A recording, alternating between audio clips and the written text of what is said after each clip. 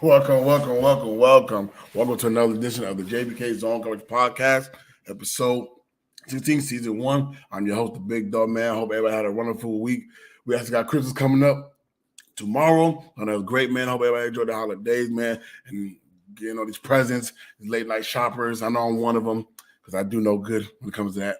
I'm procrastinating a huge one, but I got it done, man. So all we got to do left is more likely wrap up the gifts and let the kids open them up. But until then, this is where we are. But welcome again. We're going to bring my panel up here. It's going to bring up the Shriller, Kevin, and bring up the Mad Yenzer, Robbie.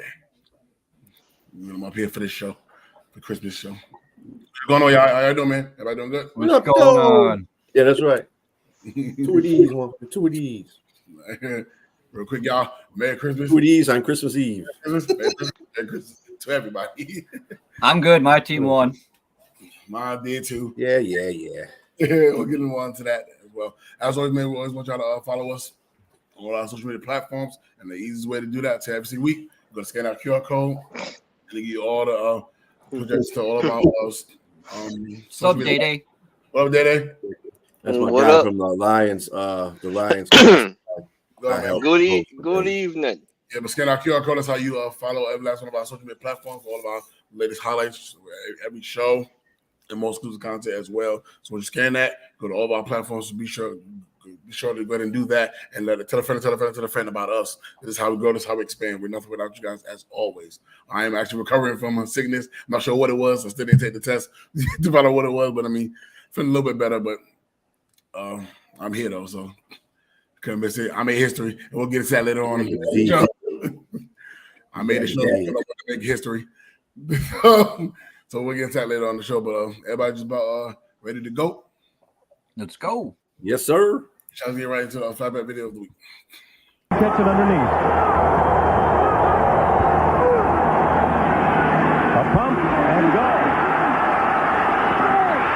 Irvin, touchdown! What a catch!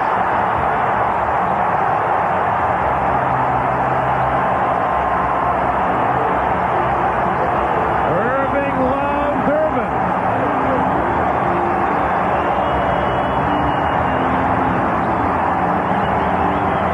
The coverage appeared to be as good as you could ask of an NFL corner. Well, the guy I thought that was going to get there was Collins. I thought Mark Collins, number 25, had an opportunity to get into that corner and break up the play because it was obvious he read it. But what stopped him, though, Paul, was the fact that Troy Aikman made that fake pump. It made Mark Collins stop. That's why there was single coverage outside. Bonio with the extra point, 14-0. Michael Irvin, 6 catches, 90 yards in this opening quarter. Michael Irvin using that left hand to keep the defender away, gets his right hand on it. What a catch. You're watching the NFL on NBC. And that was your flashback video. We go good old. Okay. And look at how old the replay was back then until now. Lee. You know, Mike was on something in that game.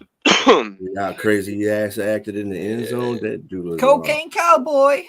He rode the white pony before the game started. And that was our flashback video of the week. Want to tune in to see how we do every week. Got to tune in every week to find out what the next flashback video of the week is. All right, y'all. Let's get into a little football conversation. Of course, we're going to start with the Thursday night game. I'm going to be quite honest with you. This is the Rams versus the Saints. They're winning 30-22.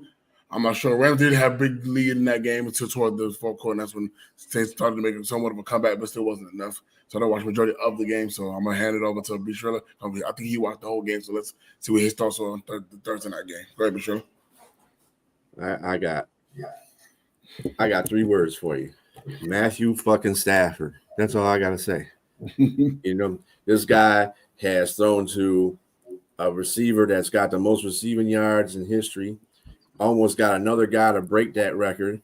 And he's got Puka Nacua getting that rookie record. Was it the rookie record for most yards by a rookie? I don't know what you can say. Stafford's playing. Yeah, Stafford is playing out his mind. I don't care. I always told people this, that he was a good quarterback. He was better than good, actually. But you know, he played for the Lions, so nobody wanted to believe me. So anyway, and then he wins the Super Bowl with the Rams, and rest is history. But yeah, they're as amazing as this win. I mean, as amazing this is for the Rams right now. They're playing really good football, and they really have a chance to get in the playoffs. But you know what the key of this game might be? It might be the fact that if they do get in the playoffs, guess who they may play? The Lions. Wow. That would be epic if that happened. I don't think they would win the game, meaning the Rams, but because they're not as good as the Lions are as offensively or defense. Well, offensively at least. But just imagine that shit. Just imagine. New Orleans sucks. That's all I gotta say. Monkey, what you got? Well, it was the Taints playing, so I didn't watch it. To be honest with you, I tried watching it. I made it through like the first 5-10 minutes of the first quarter, and then I was like, "Yeah, I got better shit to do."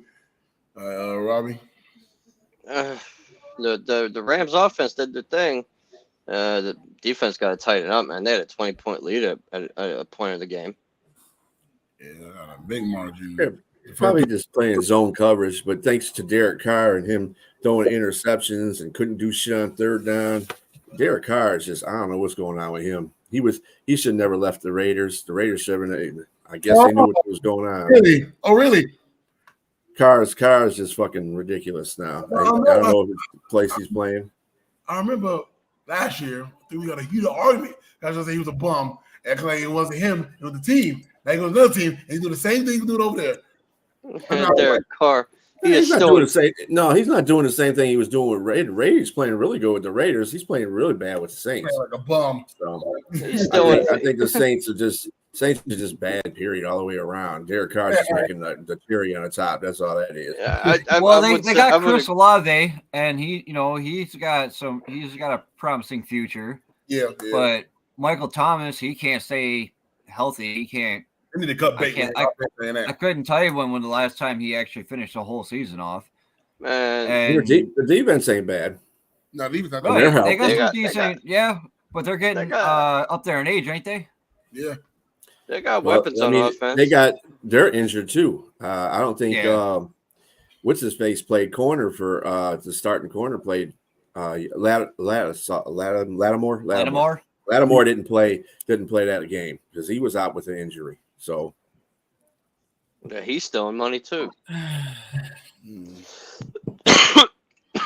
He's stealing money. Derek Carr stealing money too. They started to make a comeback for with them weapons. Derek Carr got no excuse. They got Olave. They got Michael Thomas is injured. I can't say he can play. He's stealing money too. I got them watching the Thursday night game. That dude gets injured like 10 times in a game. So we had 2 Saturday games on yesterday. Pretty good games, nonetheless. You had Steelers at the Steelers versus the Bengals. They won 34-11, and you had the Buffalo Bills at the Chargers, and they won 24-22 in the game. It was a game-winning field goal, right? That was what it was, right? It was. Yeah, it was a game-winning field goal. Yeah, they had a touchdown. I guess they got. What happened with that touchdown, Kevin? When he went down, his knee was touching. He got touched by the defender before he got up off the ground. Yeah. Or at least they felt like it was enough evidence to turn the call over. Which, to be honest with you, I thought it was a better play. It bounced in the Bills' favor. That way, they could waste more time on the clock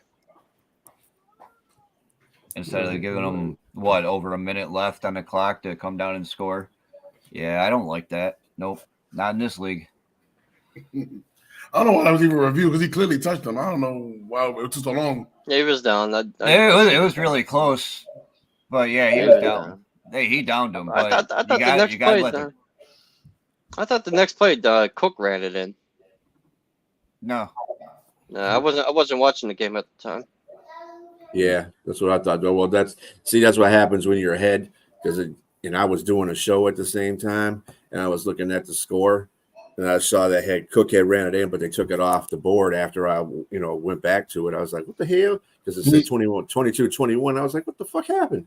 Yeah. So we kind of talked about the Chargers game already. We might as well start with that.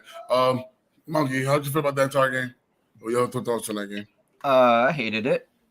The Bills didn't start the way they, I was hoping, and Happy holidays to you they too, Brian. were spitting and sputtering, and they let the Chargers just stay in it. They need to play better than that, but a win is a win regardless. But there is a certain record that needs to be talked about, which is 40 touchdowns in 4 consecutive seasons. Josh Allen is the only one to do that as of last night. And coming Raven fans. All right, Michelle, what's your thoughts on the Bills Chargers game? Well, I didn't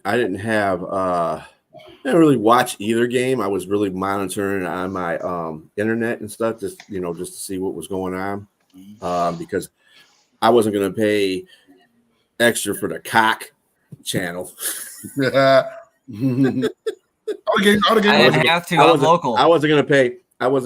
Well, of course, but I wasn't going to pay $5.99 for the cock. Anyway, that's what we call it, by the way, the cock. But I was monitoring it. I was really surprised that Buffalo was having so much difficulty until I realized, Brandon Staley's not the coach anymore of the Chargers. That's probably why the Chargers are playing pretty good, because they don't have him as a coach. So they're playing inspired football. So once I remembered that, I said, well, I figured it's going to probably be close. It's at home, too, for the Chargers. They usually play pretty good at home anyway, even if they lose. But I was like, when I saw it was like 4 minutes left and they were down by 1, I was like, oh, shit. Buffalo better get their ass together here. Let's go. But they did it. They came down there and got that field goal. So that's cool. That's good. For me, when I saw it, I was actually shocked. Again, I was like, wait a minute, what's going on? I see the 3, then I see the 7, the Russian TD by the quarterback stick. Made some good plays. I think John Allen turned the ball over again. What really got me scared is when with the ball. I said, oh my God, don't turn up and get ready to lose. Don't turn to get ready to lose. But then the Bills will their way, found a way to get down in that drive with Josh Allen leading the way and get themselves to end zone later on in the game, and then obviously the field goal in that game. I think B is getting into the eggnog a little too early. Ryan. It's gold, you fucking yellow fan. Yellow. Early haters will say fucking yellow. And the There new we go with generation this ongoing battle with yellow and gold. Do I make fun of the Bills' period red color? Uh-oh. The fact of the matter is, it's red, bro. It's red. It's period. There's no red. denying that it's red. I'll tell you what. Is there really a color though named period red? Here's how we end this conversation. Or piss yellow. All right, this is how we're going to yellow. Listen, y'all ready? Kevin, when you get a chance, I want you to look at the Steelers colors. And then when you see that says gold, this conversation's over. Because just because you guys call it gold and they say, we're going to call it yellow, gold doesn't mean it's gold. That's like me looking outside and saying, the sky is purple. We don't call it gold. You know there's different shades of gold, right? Gold. You know there's different shades of gold, right? Notre Dame helmet, gold. Saints helmet, gold. We can have a whole show on this fucking color on your jersey is yellow. Hold up. That's mustard. Hold on. All you got to do is look it up. All you do is look it up. You're not going to see yellow. You're not going to see yellow. Yeah. No. Don't give me that bullshit. That's because Pittsburgh people don't know their fucking colors. I mean, it's not my fault. Come on, like New York people do. We got a better education system. I mean, come on. You just don't know how to say coffee. I know the problem is. I know the problem is. See, it's definitely yellow. I know what the problem is. I know the problem is. You so used to call up in that Wiz Khalifa black and yellow. You talking about his car. Let's start there. It's because you keep hearing the song black and yellow, you think that's what the color is. It's not. I grew up with Pittsburgh fans. That's why I call it yellow. They even call Pittsburgh it yellow. fans that live in New York. But anyway, we're going off course anyway. Robbie, you had to take on the Bills and Chargers game? Games were definitely reversed. It's like the Bills and Chargers should have been the blowout, and the Steelers and Bengals should have been the close one. I agree. Should have been. I would never. I was not expecting that Chargers Bills to be so damn close. Well, I mean, like what we should have said when you ain't got no head coach, you really and you get fired, you playing for something, you get that spark. It always happens all the time. But I know when Josh Allen threw And that that- interception, Raven fans were like living in the moment right there. Oh yeah, you know it. You know that was coming. Yeah, I was like, I'm not getting online. I'm going to just stay off because I know I'm going to hear something eventually. I'm like, I'll get on there tomorrow, so I'll deal with it later. Oh my God, Brian, not Brian. Brian, your opinion don't count. Your opinion don't count, Brian. You are a fucking Ratbird fan. Ryan, you got Robbie over here seeing red, not yellow. You really do. Who's mad now? Who's mad now? You are a fan of a team that jacked the color purple from the Vikings. You jag off. Well, they jacked the whole team from Cleveland, so what's the point? Anyway, Yeah, you are the Browns, bitch. the Baltimore Browns. And it's like spicy today.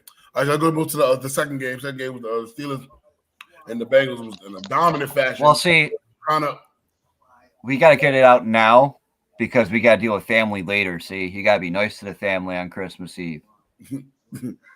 Yeah, so in dominant fashion, I was relatively surprised at this game. Like I was expecting us to do this. Like I said, this is a Pittsburgh Steelers that whenever they have an opportunity to clear their own path, they find some way to fuck it up, and then eventually they'll want to get one of those wins that they should have gotten throughout the last 3 weeks. Like we watched these last 3 weeks, we played in bad fashion all 3 weeks long, and when we finally got to the Bengals game, we finally showed up. Right, Mason actually did play a pretty good game. I give credit due. He actually did play a very, very good game. First drive, touchdown. I like the drives into the scores, so I was kind of relatively impressed with that. You know, like I feel like our game decided what we do in the first half. It always seemed like a pattern of what happens in Pittsburgh. You know, what about George Pickens? Man, he had a great game. I think he was 5 receptions for 195. It was like 2 TDs. Man, he played a really, really, really, really, really great game. The running game was really, really good as well. The defense played well. Talk about T.J. Watt, talk about Highsmith, talk about Eric Rowe. You know, he blew that touchdown. T. Higgins after JPP let him go by as he's supposed to, and somehow him and the linebacker was not on sync on that play. But other than that, he did have an interception. Patrick Peterson playing the safety position. He caught another airborne interception. Congrats to him. He played pretty well. But we clicking on all cylinders, man. We make plays after plays, making it hard for Brown to do anything. So that was really, really good to see as well. Mason was never ever been gun shy. I know always known somebody that was gun shy. He always throw that rock. That was really something good to see in him, that he's not scared to throw the ball and give people opportunity to make chances. So I'm very proud of the way George Pickens responded. With the heat, he called out the heat, deservedly so. You don't block for your team, you know, things like that happen. Johnson did that not too long ago, and now we see what happens when we got playmakers. That's what we do. So I feel like it was a really, really good game, man. We really played an excellent game, man. But, you know, it was impressive, but I'm not, we got going to trade a playoff. Like I said, I feel like we still have a playoff team. I think we got a lot of things to work on. But other than that, we played a real, real good game because it's always good to win. So, see what happens moving forward. What was your next take on the game? Well, Mason, I got to remember the last time Mason played? Yep. And that's the one he had a skip pass to my man that was all alone in the end zone. He's come a long way, I guess. Went on the ground. It cost him 2 years. It cost him 2 years after that. Right. I was like, dude, how you miss that? Why I got bring up old memories.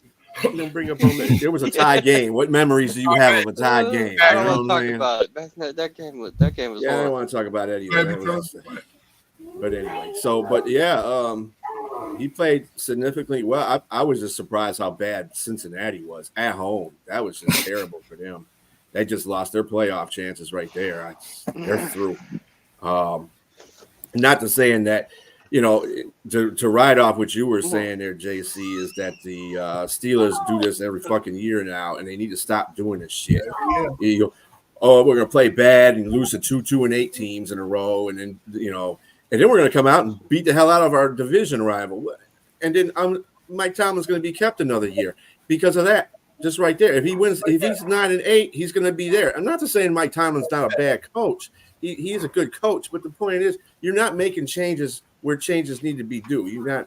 This organization keeps hanging on by a thread, and they need to stop that. They need to start getting their winning ways. I think that's the tradition that people are talking about. winning consistently. And I'm not talking about 9 and 8. I'm talking about winning the division consistently. Right. That's the kind of stuff I'm talking about.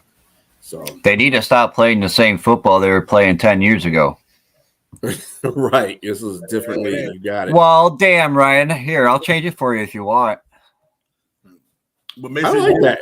But Mason did become the first Steelers quarterback with 250 pass yards, 2 TDs since Roethlisberger. That was the 2021. So Damn. pretty picky. Gotta get together, man. Look what's happening around you. Come on, man. There's your starting quarterback next year. Gotta get credit.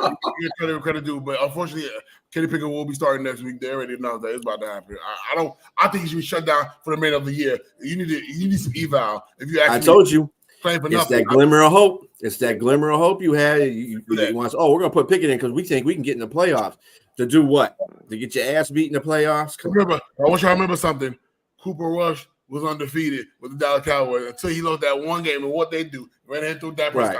But he's the franchise guy, so you understand that's what happened. And Kenny Pickett's not the franchise guy, but he's our starter. So moving forward, you know that it's coming. But if it was up to me, I would shut him down and eval for the rest of the season. And we're not playing for nothing with Mike Thomas' record. So I feel like there's no reason to rush him back, bring him back for what? Let Mason finish out the season. We got 2 games left for that. If you ask me. But, come on in. What's going on? Morning, bud. Long time no see, man. But, Robbie, what's your take on the game? The Steelers game? Mm-hmm. Shocking. I totally did not expect the 23-point blowout. Me neither, but, Mason Rudolph, I think you got to go with Mason Rudolph. I think you should shut Kenny down for the rest of the year. I would. Playing for nothing. There's no point because we would need a miracle to get the playoffs. Take Pickens out too, so he doesn't get hurt. He already got his 1,000-yard season. Yeah, Get him the ball. I was always a fan of Pickens. I always said get him the ball. He did that in 56 receptions. Right. Like that's what I'm trying to tell you in the conversation. Like, but we got these playmakers, give them the opportunity to make the plays. And let's go to Deontay Johnson. He needed 107 receptions 2 years ago to get 1,000. Yeah. Just to get 1,000, he needed 107 receptions. I see that yak is crazy. How did Deontay do in that game? He did good. But Mason missed him on that touchdown. He overthrew him, and That was a touchdown. But he had three catches. He had 3 catches for 25 yards. Yeah, he would have had that touchdown, but Mason overthrew him. We messed that play up. You know. Did he drop any? George Pickens took that game over. Yeah. George Pickens and Rudolph. Sounds like they didn't have no kind of defense on there, and they didn't play any kind of defense in the second half to cover him either. Because it looks like when you have a receiver like that going off, you should immediately make an adjustment where you have a safety up top in the corner and some help. You know what I'm saying? But it doesn't look like they did that. Or if they did that, he burned that too. I don't know. That catch is crazy. The Bengals didn't come to play at all. Yeah, I didn't. To be honest with you, I don't think they can play at all. It just makes me mad the Steelers play their best ball when it don't matter. We always do this. This is what we do. It's all the time. Every time we control our destiny. Technically, it matters because you guys are still in the playoffs. Mathematically, yeah. But but this is what we do. But that catch that Joe Pickens made, that shit was crazy. That toe tap, that was crazy. Yeah. That was phenomenal, man. But this is what we do. We got playmakers. The only way you're gonna see that is if we give opportunity. And Mason never gun shy and doing that. I always knew that about him, man. Always did, man. But he played a great game, man. The running game the was Texans. well. There you go. He's Sorry. answering the question. There's a question here. You take the Texans and the Colts, who are ahead of them right now, and if they lose, they're only a game ahead of them. So if they lose 2 games and Pittsburgh wins a game, they may be tie-breaking implications that would put Pittsburgh ahead, or just win another game extra, and they lose another game extra, and then they have a whole game ahead of them. So for what I saw, the easiest path, obviously, we went out. Obviously, we went That's out. it. Yeah, that's what it's going to be. Yeah, that's what it's going to be. I think. But if we don't, it has to be like the Texans have to drop, the Colts have to drop, and somehow the Bills have to probably make some type of mistake. Shut up. I'm saying, but I'm talking about scenarios that it'll have to be one of those only I'll drop. But I don't want us to go because I don't think we're ready for that. I don't think I'm telling you. I think we are. Bills are winning the rest of the games this year for this regular season, and the Dolphins are going to lose the rest of the games of the year. Now, what if that don't happen? It's going to happen. No, you know what? Dolphins could lose out. Don't stop this. What if it don't happen? Damn it, John! It's going to happen. It's going to happen. I don't know that. I don't know that. I do. Dolphins could lose out. I don't know that. They can Listen to lose. me. They can lose. It's happening. I'm listening to you. Dolphins could. Take your They could lose seats, right there. record it. Yeah. Play it back, rewind, do what you got to do. Yeah, all right. Hey, but go ahead and give me your take on the Steelers and Bengals game. Who? Monkey, I don't think he went yet. Did he go? All I said was Bengals really didn't show up to play. Warren was playing pretty well from what I saw. He scored, right? No, he didn't. Warren didn't score. Najee did. No. But that block he had for Austin, Calvin Austin was crazy. You see that block? He put, I think it was Jermaine Pratt on his ass. Yeah. Saw He that. took him off. He took him off his feet. That's how you block, George Pickens. That's how you block somebody. He took it on his ass. For real. I don't know if y'all saw that, but I might need to go look at that. That play was crazy. Miami does not have a chance, Andrew. Knock it off. Your Cowboys are going to win that game. That's just the way it is. That's what, like I said. Yeah, Maybe, Cowboys are going to maybe lose. not. Maybe not. I want I guess Miami to you're not lose out. listening. Don't know that. All right, child, let's get right into Monkey's news.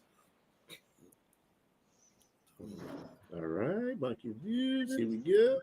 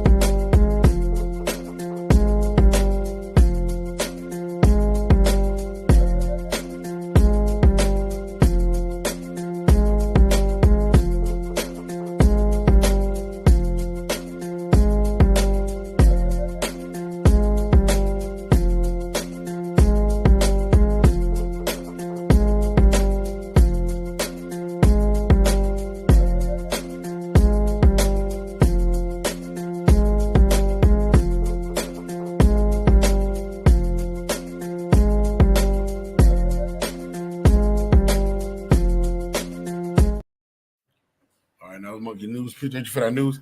All right, Kevin. So you got a prediction y'all winning all the way out. TJ Watt is going to win Defensive Player of the Year. I mean, that's not really too much of a bold prediction, though. It's a spoiler. I mean, you don't even have to be Miss Cleo to figure that one out. He kind of has won it. He won it last year, right? Oh no, the year before. The year before. Last year he got injured, right? And Yeah. last year was the year he got injured, but he was still. He was up there though. Yeah, oh yeah, of course.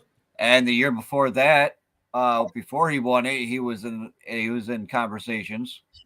He's been in the conversation for Defensive Player of the Year since he came into the league.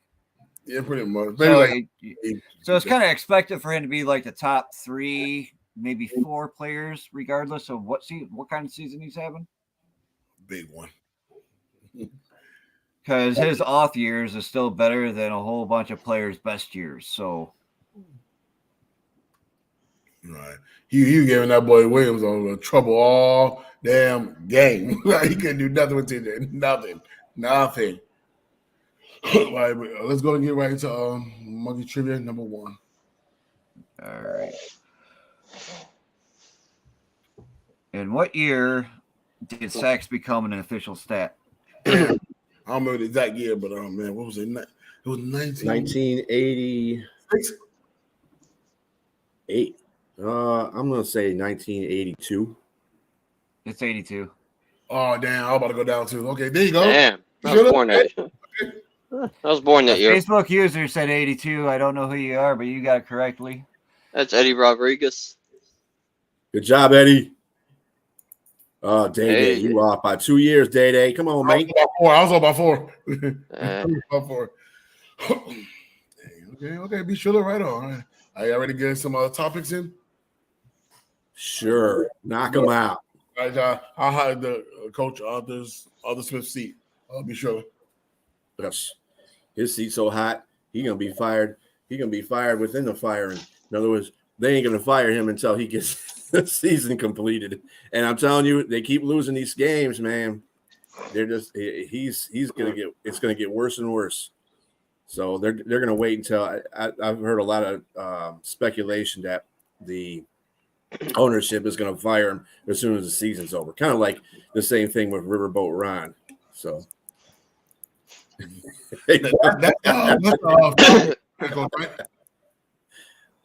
was that? That's the Falcons head coach, right? Yeah. Okay. Oh, damn. I thought he should have been gone a long time ago. But yeah, like we should have said, man, more likely by the end of the season, he'll be gone, man. The team got a lot of issues. I've been saying that for a while. The Atlanta Falcons got some issues there. I'm not sold on them. I haven't been sold on them in quite some time, man. And the teams look rough with them. Real bad. So, yeah. I agree with Bishop. Monkey? How hot is it? It's already ash. So it's, time to go. Ash on his ass. He's a hot mess over there, bro. It's not just him though. It's from the from the head honchos all the way down. It's like they're all fucking up over there. None of them get anything right. That's true. He does live in Atlanta. He's a Lions fan that lives in Atlanta. Think of that one. Okay. Anyway. Still getting fired. He's still getting fired. Robbie. He should have been out years ago, man. His seat been hot for years. The defense is soft. The offense is soft. He should have been gone. That was a pretty quick one. All right, I'll go with next topic. All right, y'all. The Eagles don't want the playoffs start.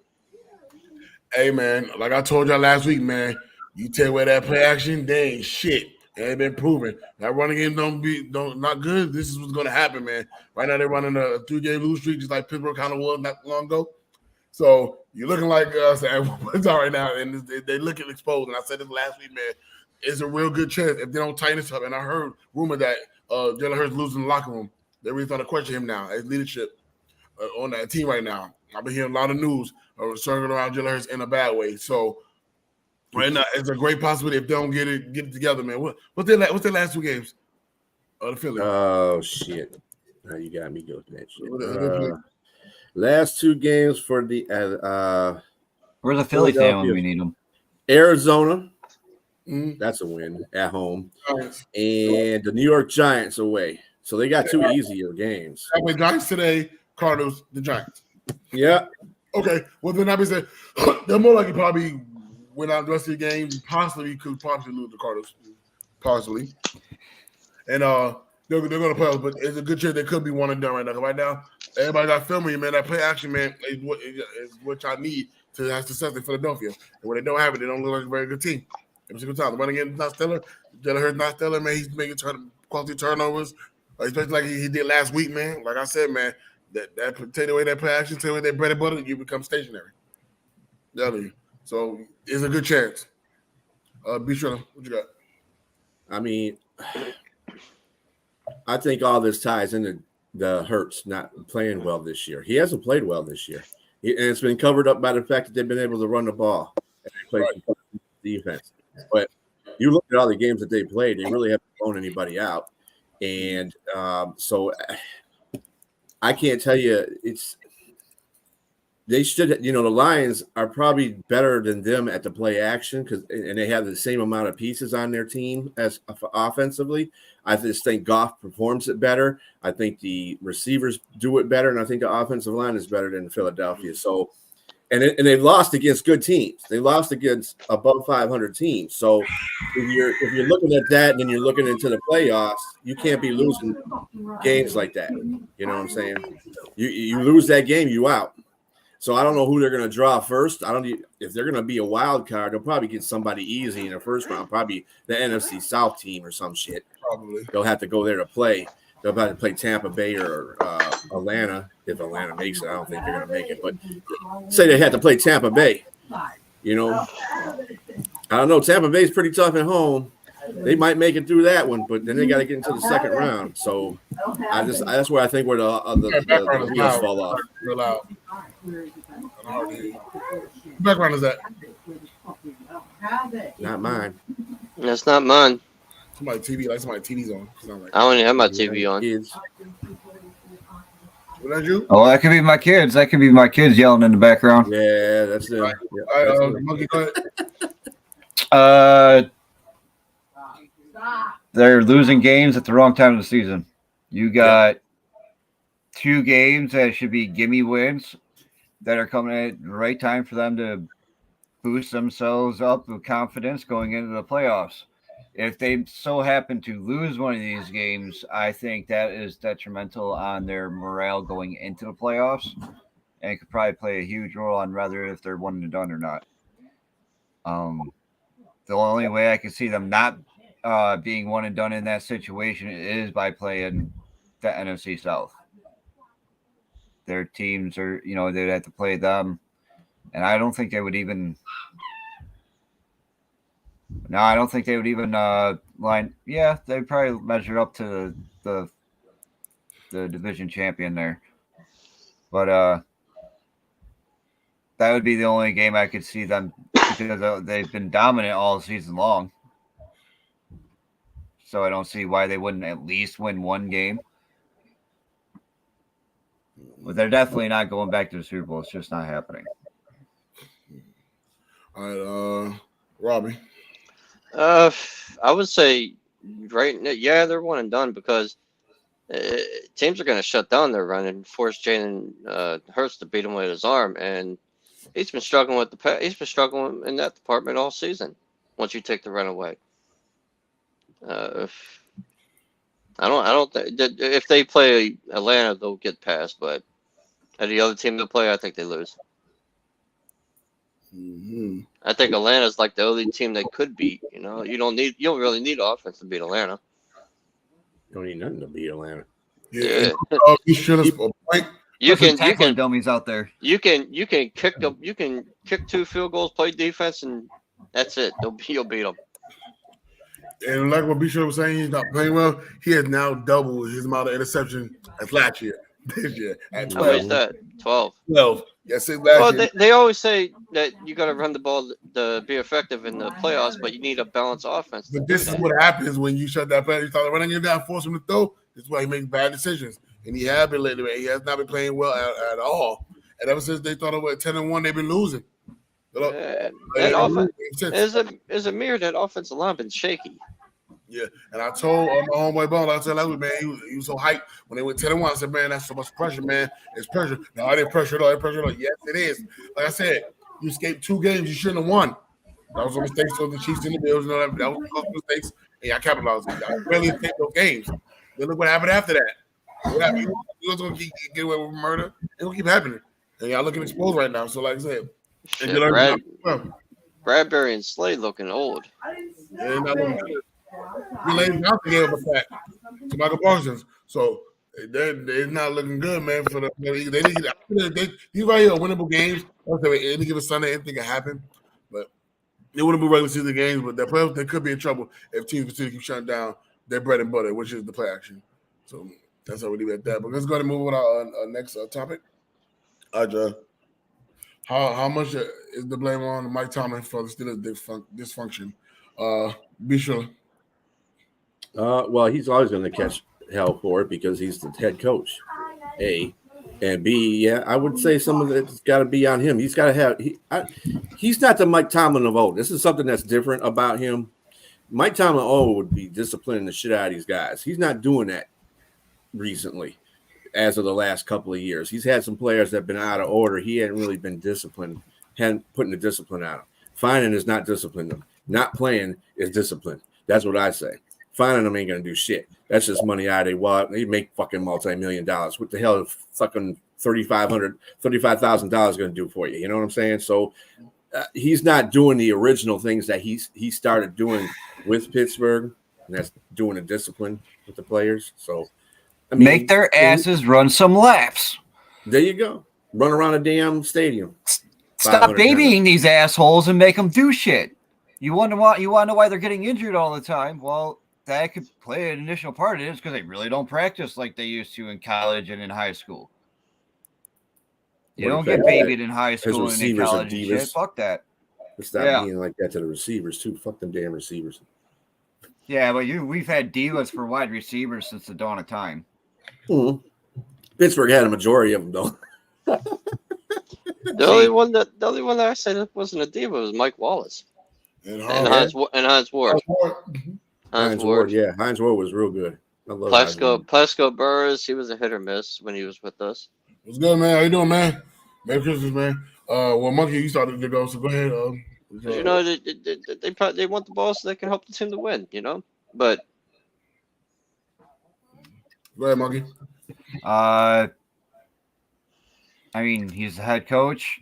He's gonna have to take the blame for it. I mean, look how long he wanted to keep his little yes man around.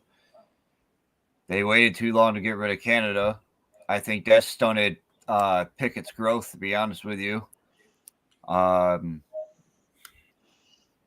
It's just as much on him as anybody else because he refused to do anything about it. And maybe that could be the same could be said about the GM or, even the owners can be taking some blame for this. It's a trickle-down effect, So. Robbie? Come on, man. We all know that Tomlin is the head coach and he's really the GM. He pretty much runs the whole organization. I don't deny that whatsoever. He definitely is. It's not just Canada as a yes man. Terrell Austin, I think, is a yes man. Eddie Faulkner, Mike Sullivan, they're all yes men. That's why they all got to go. He don't hire coaches that would challenge his authority. Yeah, that's the problem. That's why Todd Haley is out the way because Todd Haley will stand up. I heard he was in meetings. Todd Haley will argue with Mike Tomlin, and Ben Roethlisberger was another reason why Todd Haley went.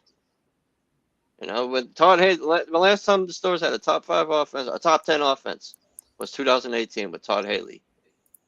So you're saying Ben Roethlisberger was a yes man too? No, he just didn't like Haley. Oh, Ben was really running the organization, man. They were gonna take. Yeah, Big Ben went. Listen, like when Canada was offensive coordinator, when Randy Fichtner was offensive coordinator, Big Ben ran his own plays. Like he'll be out there changing it up. Like, no, I'm running my own shit. He was in his interview. He was changing plays. But I stopped caring about what time he wanted. The reason why we won with Ben because he was calling the shots. Like he said, the hell with you, Canada, and your high school offense. I got it from here. Get out of here. As for me, I'm really going to give him 95% of the blame. Why? He's in the locker room more than the GM, the owner, commissioner, whatever we're going to do. He's in there. He sees what's going on inside the locker rooms. He's seen it for years. See with Antonio Brown, see with Marcellus Bryant, see with Jay Claypool, see with Dr. Johnson, see with George Pickens. He basically is and had done nothing about it, giving them leeway. And then when the time chopped down on them, it's too late. When they're comfortable doing something, you can't stop him from doing it. Like with Antonio Brown, he was late to practices. He wasn't showing up. He was showing up late. All type of thing. You see what was happening, but he was our best player. You're not going to bench the best player on our team at that time. And let's just say he did bench Dal Johnson and George Pickens. Who do we have? Who's the playmaker there? Who? There's nobody. We can't. What Dan Lowski said something I actually agree with. Usually I don't agree with Dan Lowski. Who do you turn to? Who do you we can't afford to bench these players. So I feel like he doesn't need to chop down on them, but at the same time, like they are best players on offense that we have available at the moment.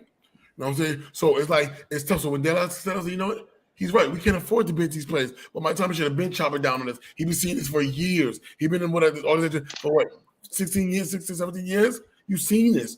And it keeps happening. We keep hiring these delicious wide receivers. It's a pattern. It keeps happening. So I'm giving 9% of the blame because he knows what's happening and ain't doing nothing about it. He chopping down on us more in the media to the actual players. When the players ask about what Mike Thomas said, he's like, it wasn't as harsh. It wasn't as harsh. He spoke to me, it wasn't as harsh. But the way he talked about it in the media is different. When he talked about it in the media, he's like, he cursed him the fuck out. But not really. Because Jordan Pickens had this interview. He really said nothing, but keep your head up. But in Mike Thomas, the post interview, he basically wanted him to shut up. So it was like, I don't know, but 95% of the blame I'm definitely going to give him because he's been seeing this for years, and it's still happening. It's still happening. Our wide receivers still acting like divas. Still. So. If Bill Carr was here, he'd be having to run laps until they throw out. All I gotta say is Bill Belichick would never I watched him bitch his star corner in the Super Bowl because he was late on a Super Bowl night. They best corner and Malcolm Butler, he benched him, and you lost 2 for that. But still, like Bills don't care. No one man is bigger than the team, and that's what shows. I don't know if they lost because of Malcolm Butler, but the point of the matter is you got to make an example, even if it is your good player. If your best player is out there, and that's what they do. They use the good players. They use shit as leverage, and they say, "Well, he's not going to bench me because I'm the best player on this team." Exactly. And what the coach has got to say is, you know what? I don't give a damn if you're a Hall of Famer. I'm putting your ass out. You get out of line. I'm putting your ass on the bench. That's what you got to do. Sometimes it's to the detriment of the team. Sometimes it doesn't, make a difference. But hey, still, you got to set an example. You don't set that example, you're gonna let motherfuckers run all over you. Thus is the reason why Pittsburgh has a lot of diva receivers in Mike Tomlin's career. So make him a water boy. He made 2 relatable to them, man. Because they're more of them black receivers. So he relates to the black wide receivers culture in a way. So he kind of like trying to side with them in a way. But at the same time, man, look what's happening. Every single year, we draft great receivers. We do it all the time. It's not an issue. If I would have been George Pickens this game, I would have for that. I just saw Justin Johnson do that, and then you gonna do it? But he looked like, well, John did it, so you spend him. Well, he should be his bench too. But right. Like what Darren Lowski said, man, we can't afford to, and I think it's the truth. Can afford to. Who we throw to? Kevin Austin's still developing. We have Allen Robinson, the vet guy. We have no other playmakers. If we did, we can't afford to do it. Can't afford to. But that's Mike Tomlin's fault. We got to get the division shit under control. But we have it. We have it. We draft great receivers all the time. Everyone knows that. But they come with something, and it's always that diva shit. Mm-hmm. And Allen Robinson, he has no legs. He can't run like he used to. I mean, he's the vet guy. He's the veteran guy. He's not supposed to be a 1,000-yard guy. I'm just saying. But he'll be like a 100-yard guy. You think he would be killing it in the slot, but he can't. He's aged. I knew that it wasn't. He got Odell Beckham legs. Yeah, that's why I was looking for him prediction wise, like between 300 500 maximum. Or a TD or 2 here. Well, there was a reason why the Rams traded him. So gave him up. So I could tell you that he's not the same player he was in Chicago. That's for sure. Or in Jacksonville even. So. Right. No. We need third guy. He's our guy. Red zone, he's our guy. All right, y'all. Let's go get it. I'm gonna get trivia number 2. Of course you would. Oh. Yeah. That's what we do. A cat in my lap. Where did my phone go? Look at the cat. Hey. Yeah. He did something with my phone too. That sounds like a Dr. Seuss home coming up there. A cat in my lap. Took my phone. I lost my phone. You did. Oh shit! I lost my phone. All right, well, Kevin. Yeah. How about you? It's gonna move next topic. Yeah. Technical difficulties, bro. That's crazy. He kept about his phone. The cat lost his phone. God damn. Topic. Nope, I got it. Now you gotta wait now. The cat gave it back. Yeah, wait now. Paco gave it back. Like took it with him. Let the cat text. He's trying to. Paco gave your phone back. Little bastard. But Alvin Kamara is the 16th running back to gain 1,000+ scrimmage yards in each of their first 7 seasons. How many of those 16 running backs are in the Hall of Fame?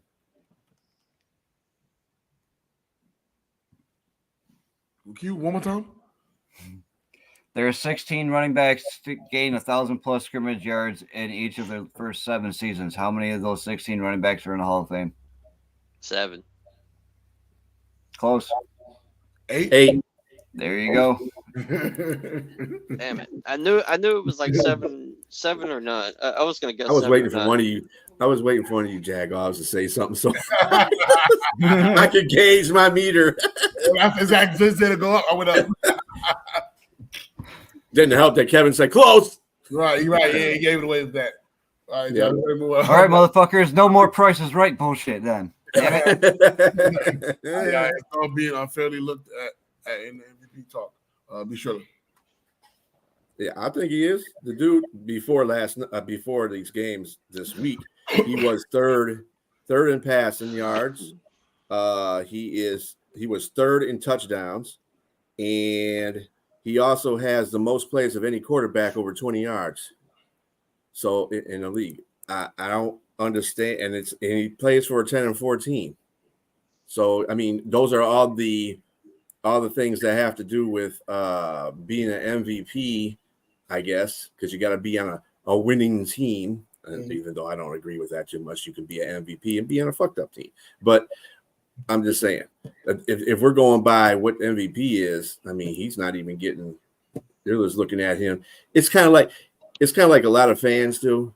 They look at past games that they had. Like, for instance, the Chicago game was a real bad game for him. He didn't have a good game in Chicago. That's just a bad game. But all quarterbacks have those. I mean, shit. Allen had that 3 interception game at the Jets. You know, doesn't make him a bad quarterback. He's still in MVP talking. Purdy's still in the MVP talk. You know, talk for good reason. Dak Prescott's in the MVP. But Goff is just being like an overshadowed look. You know what I'm saying? You know, don't forget Lamar. And Lamar. Lamar. Yeah, Jesus Lamar. Christ, I don't want to hear none. Yeah, Lamar is another one that's being looked at for MVP. And I'm not saying that none of those dudes don't deserve that look, but it's like Goff is being like a side item. You know what I'm saying? He's the side chick to the whole MVP candidates. You know what I'm saying? So I don't think he's being fairly looked at in the MVP talk. I just think that, you know, he's third in passing, third in touchdowns. He's got less.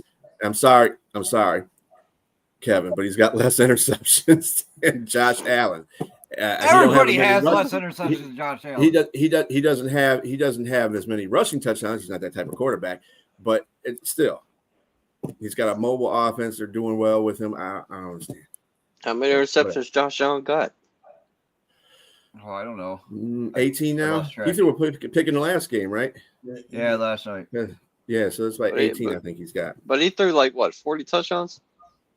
Yeah, he's got the league leading. He has the league lead in overall touchdowns. He's got 27 passing touchdowns right now. For me, Josh Allen and Sam Howell are tied for most interceptions. Sam Howell, huh? Damn, Sam Howell's at 15. Now, he was doing good at first. I don't know what happened. He slid off. Howell's been leading the league in interceptions for the past few weeks. They've been losing within time as well. So empty stats. Yeah, 15 interceptions. Goff has 10. Yeah. How many touchdowns did he throw for? 26. Goff? Yeah. 26. 26. Mm-hmm.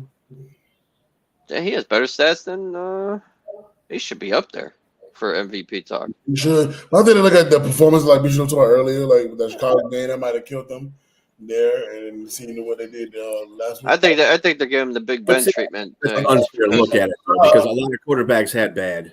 But there's also a lot of favoritism going on in the league as well too. So that has to do with that as well, man. Not only the stats, but Dak and Purdy put up, but look at the teams they play for.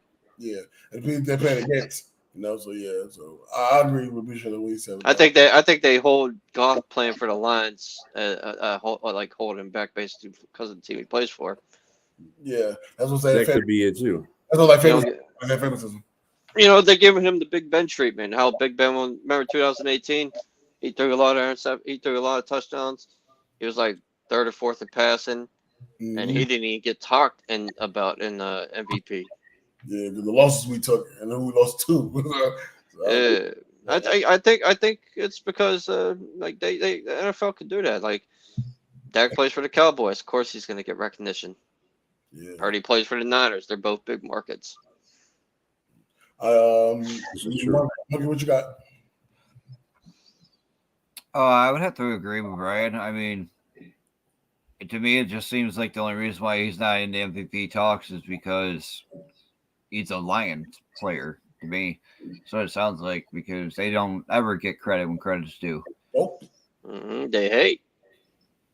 So, I mean, Yeah, he's unfairly being looked at. I mean, he's been nobody talks about him. Like you go, like we were discussing this before. Is I didn't even know about him being ranked so high in those stat categories. I didn't, and it's because nobody's talking about him. You know, Well, you they're talking go on about him. They're just talking ESPN. bad shit about him. They're not talking good stuff. Well, that's what I mean. Is they're not talking. The same thing with Josh Allen. Everybody wants to talk about his interceptions, not all the good shit. So it's always the bad stats they want to focus on, and I think that's what's probably killing them is the bad stats. Just like Josh Allen is lower on the MVP for the same reason because of his interceptions. But see, when he comes at least they're turnovers, talking about Josh Allen, and they do say he should be, you know, he's in the running for MVP because of the last, you know, whatever. Right, but like right. But Goff But gets out there, shit. beats the shit out of fucking Denver. 42-17. I'm still hearing people talking about the Chicago game that they lost. Right, dog. That damn game was 2 games ago. What the fuck are you talking about?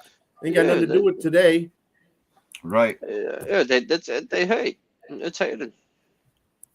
Them damn Minnesota Viking fans. That's what it is. And purple and No, I would blame the Green Bay fans, to be honest with you. No, it's been Minnesota talking a lot of trash. Trust me. I'm in an NFC North group. They talk a lot of trash. They're always talking about history stuff. I ain't saying you're just getting mad because you're 7-7. You suck. So what I got rejected. What the fuck does the trying to join Minnesota one of the Vikings groups. have for a fucking history? 4 lost Super Bowls. I was gonna say they got the same fucking Bills as the same as Bills history. You got 4. The only difference is the Bills went to them 4 straight. The Bills, the Vikings. Well, at least we made it, I guess. The government cheeseheads. The Bills are the Vikings are the Bills of the NFC, except the Bills are better. So that's all. All right, I'm gonna move on to the next topic. Based on Sunday's loss, where do the Cardinals need to improve in 2024? Robbie. Defense.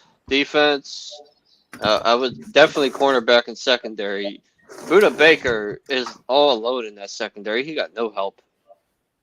He has no help. You got Kazir White too. Kazir White's a good linebacker. Right, Kazir, yeah, I would say like middle linebacker definitely since Isaiah, what's his name? Isaiah Simmons?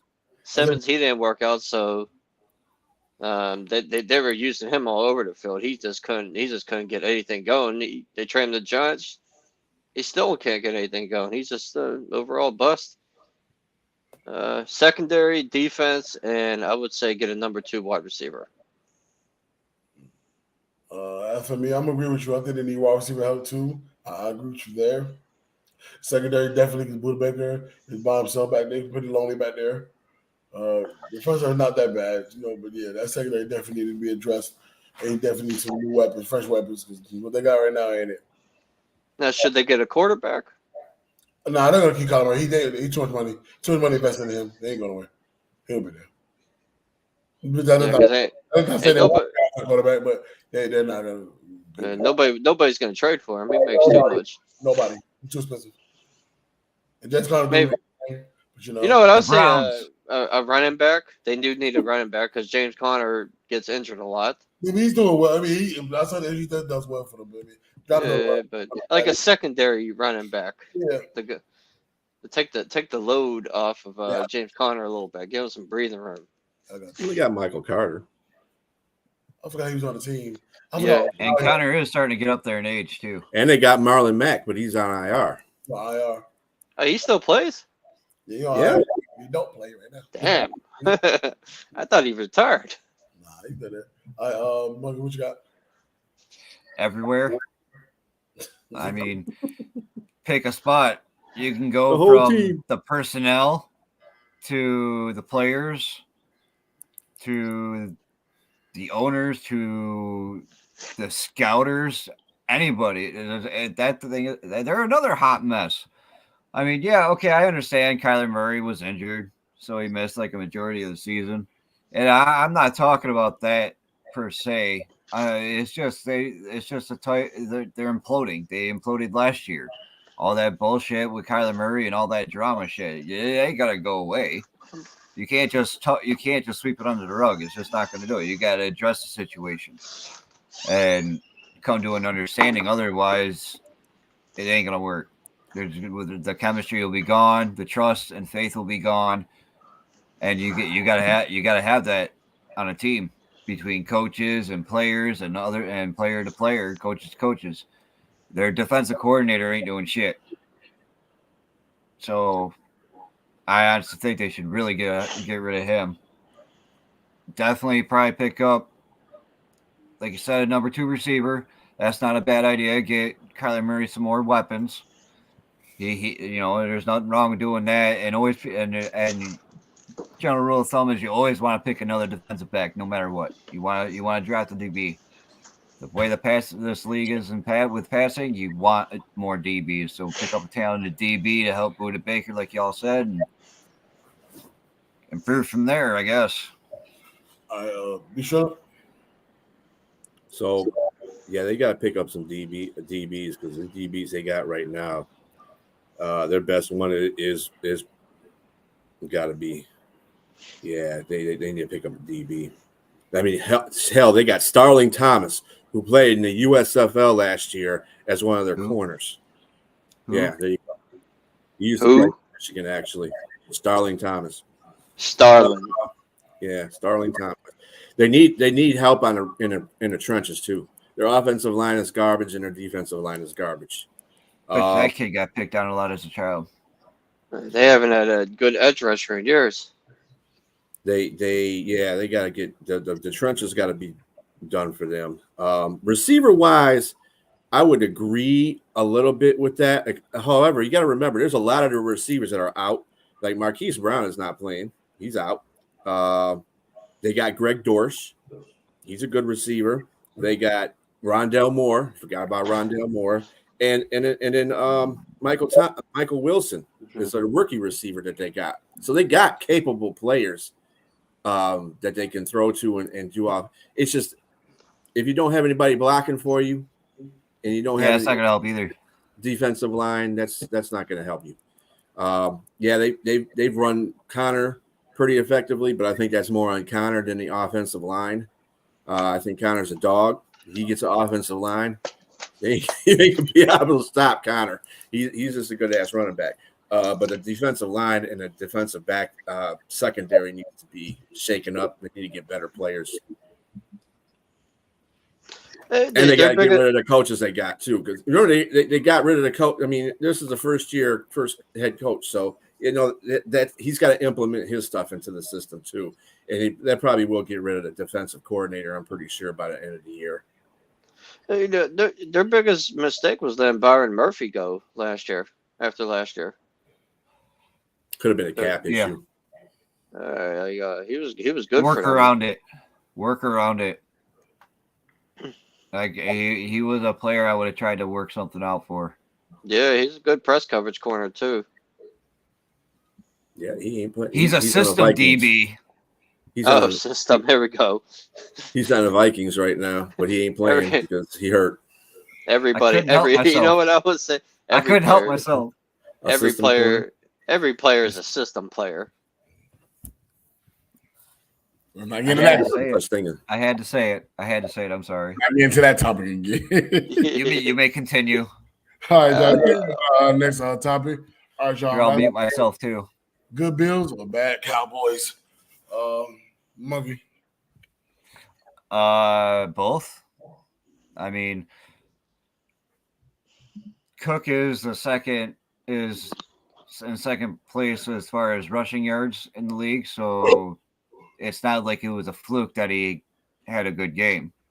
He's been playing good all year, and it just so happened this to be a breakout game for him. The Cowboys could not stop the run whatsoever. I mean, if you can't stop the run, you're going to have a tough time with your last few games. I mean, you got the Dolphins next today, and they have Mostert and Achane. I mean, those are two very capable running backs, and Mostert is up there in the league too. So the Cowboys need to figure out what they need to do to prevent teams just embarrassing them like the Bills did. The Bills need to figure a way to stay fucking consistent and not play like they did against the Chargers. They need to play like they did against the Cowboys. But they won. As for me, That's all that matters is the Bills won. Yeah, we know that. I knew that was coming in there. If you really think about it, man, I'm agree with Kevin there. I think it was pretty bit of both. Cook carried the team. The Bills really didn't do anything. Really, offensively, I think it was. They have to. They didn't have to because the running game was so stellar. Mhm. It ain't broke, don't fix it. Josh Allen only threw 3 people that entire game. 3 people that entire game. He threw for 94 yards. And everybody knows that he did nothing. Like, He was a game manager of that game. Exactly. The defense, He's a system quarterback. He's a system quarterback. The defense was also able to get to that Prescott the entire game. Made it rough for him on decision making. Their running game wasn't nothing either. They had a couple of catches here and there, but they really did nothing, man. That person turned the ball over. He sacked 3 times. He was their leading rusher. I'm talking with 11 carries, 52 yards. Like the Bills defense came to play, and I'm not sure why they didn't play yesterday. I was supposed to play the week before, but what happened? Wins a win at the end of the day, like Kevin said. But like Cook did what he needed to do, man. Like, and especially that type of game, must-win game right there for them. They did really, really, really good, man. That running game was really good. So I'm gonna say both good Bills and bad Cowboys. Be sure. I'm giving this one to bad Cowboys because Buffalo was playing at home. They're a good offensive team anyway. They have a decent offensive line, so I didn't expect the Bills to even lose that game. But the reason why I didn't expect them to lose that game because the Cowboys suck on the road. They are horrible on the road. Yeah. They couldn't beat Arizona. They can't beat Buffalo. They couldn't beat San Francisco. They can't beat nobody. Well, they're beating Miami today. They ain't beating Miami today. Yes, they are. Probably not. And another reason is too. And then they don't have a couple of their offensive linemen. That's the reason why the blitz was getting to Dak. They had Tyron Smith is out. He's their best offensive lineman. And then today you got Zach Martin. He's questionable. Wow. And then they couldn't stop the run because guess who's out there? I think he went out in the first quarter of that game. I think it was Hankins. Hankins is good against the run.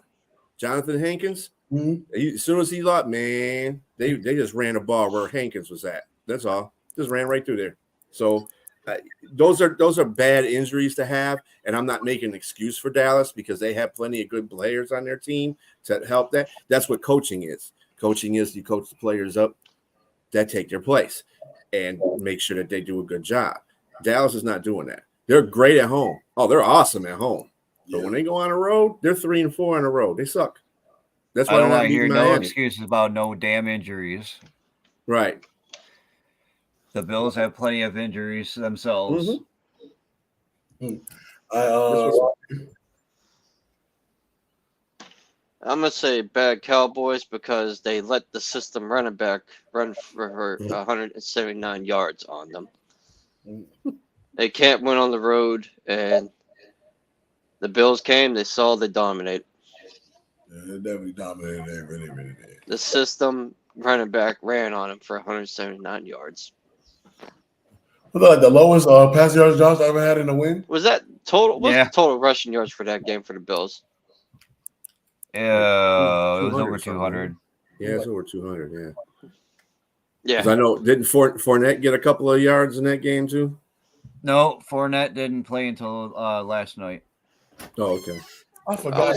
If I was Cowboy fan, it was at Johnson, Ty Johnson or Ty Johnson, the ex-Lion. Yeah.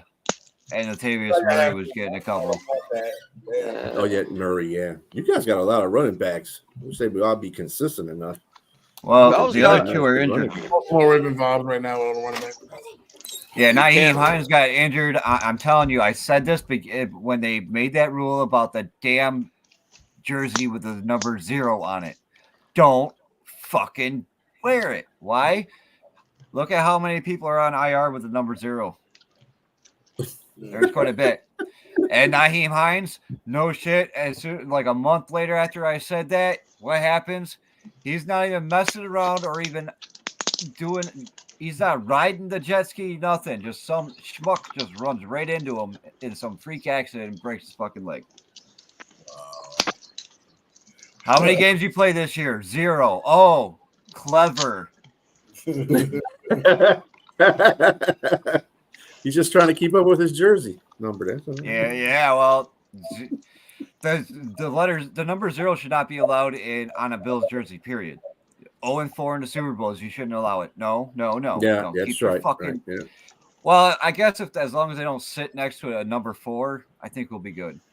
You know that's coming, right? You know that's coming. Now that you shit. said it. No, yeah, it'd be James Cook. So you need to stay the fuck away from each other. Keep him away from the system running back. Yeah. He doesn't need to plague him with. You know, some hater is going to try to find that in the crowd somewhere where you got Hines and Cook sitting together, and it's going to say 0-4. Yeah, oh yeah. Or they'll even copy and paste them next to each other. Now that I bring it up. Yeah. Them Ravens fans, man, I tell you. All right, y'all. Let's get right to Monkey Trivia number 3. Hopefully, All right. See, I got it right here too. Yeah, there we go. Cool. Jerick McKinnon is the first player in the NFL to have a touchdown pass and a receiving touchdown in the first half of a game since Week 6 of 2005. Who was the last player to do it then? LaDainian Tomlinson. Good job. Can you name the team he did it against? For bonus points? It was in the division. Oh, it was in division? Raiders. All right. There you go. It was the Raiders. Raiders. Okay. Yeah, it was. Well, you got the bonus question. We'll take the bonus question. All right, good shit. Be sure. That was actually pretty good. I didn't expect someone to get it right that quick.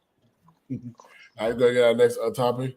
How much did the Raiders interim head coach Tony Pearson help his case on getting a full-time job? I think he made didn't they lose last week?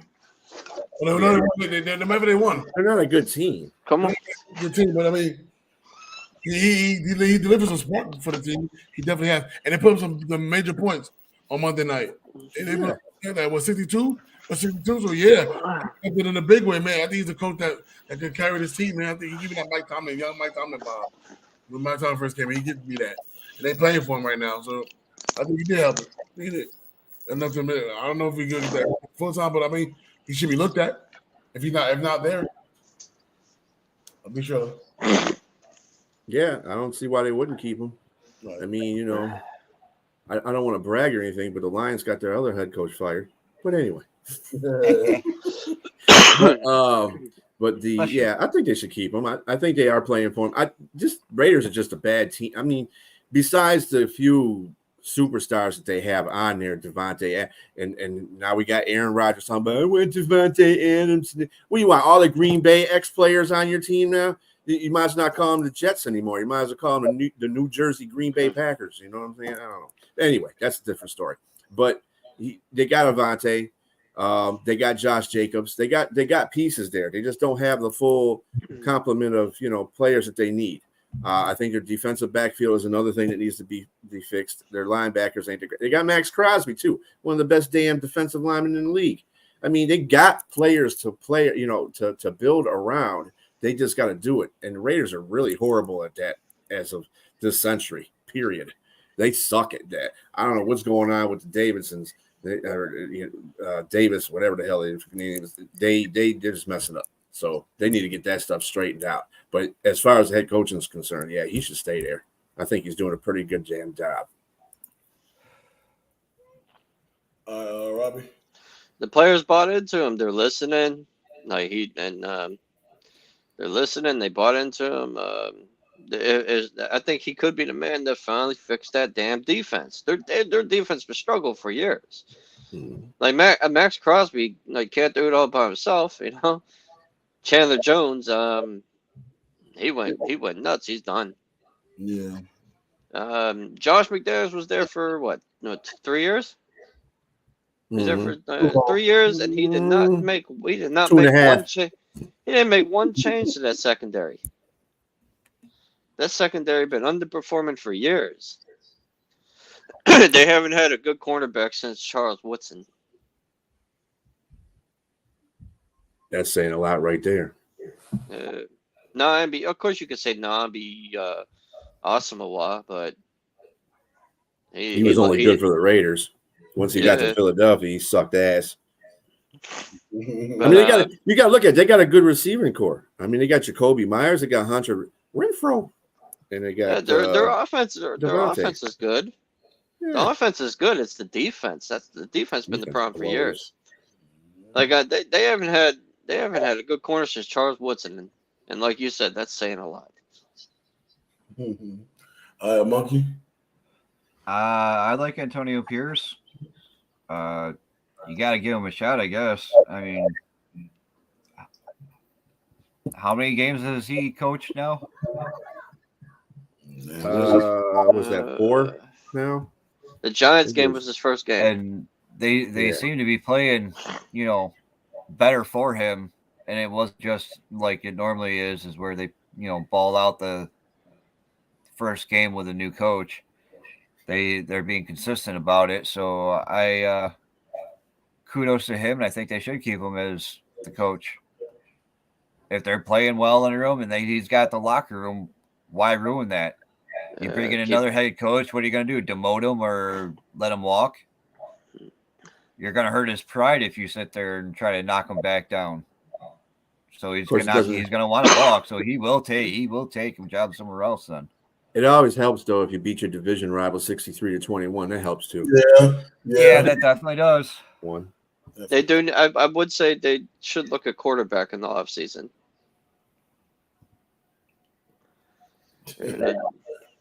I mean, that's an obvious decision. Even though Josh McDaniels got him kind of screwed with the Jimmy Garoppolo contract.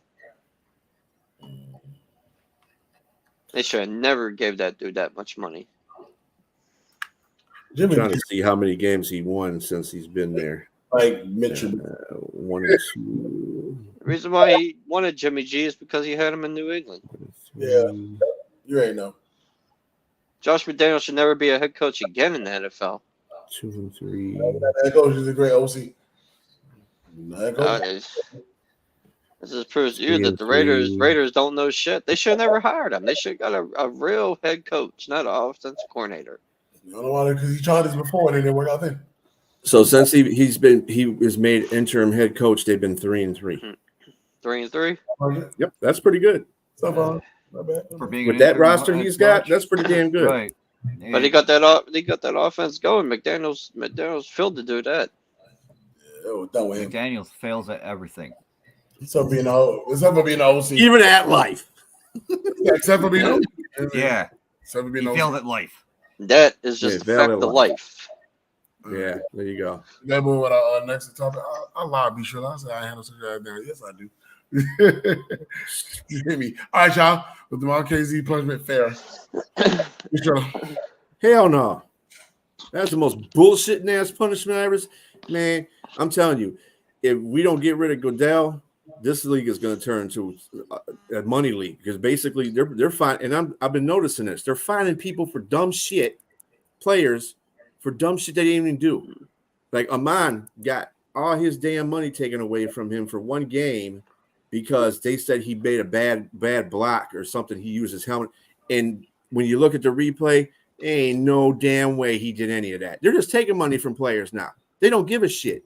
They don't care if you catch them or not. They're just taking money. And this DeMonte Kazee punishment, man, to suspend him for the rest of the season for that bullshit? Oh, no. See, they done gone crazy and shit. I'm telling you, Goodell needs to go. They need somebody to come in here and get this officiating straightened out. They need to get this league straightened out because, man, it's going to turn into flag football. This is going to turn into flag football. That was just abhorred what they did to Kazee. That's just bullshit. That's all I got to say. Mookie? I know the original punishment was fucking horrible. I can see the fine, but like suspending him for multiple games, I think is a little ridiculous. It's not like he meant to do it, but it did happen. So, I mean, the fine would have been suffice, I believe. All right, Robbie. Michael Pittman deserves an Oscar for that acting performance. I was going to say that. And the fine is getting ridiculous. It seems like they're purposely doing it so they can pay off football players that sue in the league. Like maybe that's Roger Goodell's way of handling them kind of situations. It's obvious at this point. For me, it was definitely unfair, man. What pissed me off is that they even review it until after he was ejected. I mean, I watched the game, and I found out weird. I was like, "Why wait until after?" And it was in no time. But we was away too. We were home that when that happened. They would review that, but we was away. So and what happened earlier in the game too, they was upset about too. But it was reported that KZ was warned 3 times this year about the way he hit people. But this one wasn't even on him. If you ask me, the quarterback put Michael Pittman in that position to dive like that. The same thing happened to Emmanuel Sanders when Payman put him in that same position, made him dive for hit. The same shit. But he landed with a shoulder. Like, what do you expect the defender to do? What do you expect the DB to do? What do you expect the defensive player to do? I don't know. I don't know. The defense can't play defense. That's why a lot of these wide receivers are making the play they're making, and the running backs making the play they're making. Because look what's happening. Like, I feel like it was unfair, man. But he was warned 3 times a year, twice in 1 month as well. So I think because of that is why they came with the solution of spending the rest of the year. But I feel like that was too far. I feel like him being ejected was too far as well. But definitely unfair, for sure. 100%. And I'll get more into that in my sit your ass down. Kind of gave it away. But Goodell got to go. He got to go. But yeah, it might as well be flag football because how is defense going to play defense? How? How do they make plays? You can't. Right. How do you tackle a player? How do you tackle? How? What is a clean tackle? I don't know. I've been trusting that. We've been trusting that forever. Roger Goodell making it no better, man. And they keep extending. So I'll tell you everything you need to know. Goodell, the devil. I tell you. All right, y'all. I'm going to get into our next topic. All right, y'all. We got Jag over the week. All right, y'all. This is the real reason why I made the show. Because I'm getting ready to make history. I got not 1, not 2, but I got 3. The last 3 weeks, I'd have had 2 or more. I'm in history right now. I got 3 Jag over the week.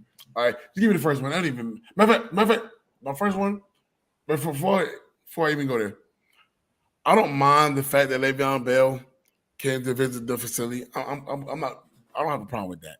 I got a problem with what he said. Can you play a video? Bruh, I was tripping, bro. Damn, I was tripping. I was tripping. Why y'all ain't tell me not to leave, yo? Why y'all ain't tell me not to leave? I'm blaming y'all. Why we gotta tell you not to leave? Are you serious? Are you serious? You chose to leave. Everybody told you to stay there. You left a better team. You left a better quarterback. You left a better offense. You did that because you want to be greedy. That was you. You damn right you was tripping. So why we didn't tell you? We did tell you. I told you when we were doing extra point. Even though you didn't hear it. But but still, said it. You mean you did this on you. You damn right you were tripping. You left the better quarterback, you left the better offensive line, you left the better team. You struggled with the Jets. Your career was done when you left. Then you lied to say your family was a big Jets fan your entire life. You said the same thing when you drafted to Pittsburgh. You lied there too, but that's okay. Like you did this to yourself. You damn right. You fucked yourself over. Now I do miss Le'Veon Bell when he was with us, because on the field he was the best running back in football when he was on the field. You know what I'm saying? I do miss what he was able to do and bring to our office. I'm not gonna try to act cap like he didn't bring production to our office because he definitely did. But you did it on your own. That was all on you. So because of that, Jack, we go to you. Because what you mean want me to tell you? Yes, we did. Don't do it. Don't do that shit. All right, moving on. I'm sick of your shit already. All right, John. You got me so damn mad. I forgot what my other 2 was. See, I'm trying to make history. Oh, next one. Mendenhall. You find yourself back in the conversation of trying to be relevant in summer football somewhat ways. Those who don't remember Mendenhall is the same man that fumbled before he was even talking about K. Matthews in our Super Bowl that we lost. And he's back in the media talking about this. Can you put this up? Put a picture up. All right, John. He says, I'm sick of the average white guy commenting on football. You're not even good at football. Can we please replace the Pro Bowl with all black versus all white? With the cats can stop teaching me how good football. Teach me who's good at football. I'm better than your GOAT. What? So white people can't have an opinion? What? More of your dominant quarterbacks are white. What are you talking about?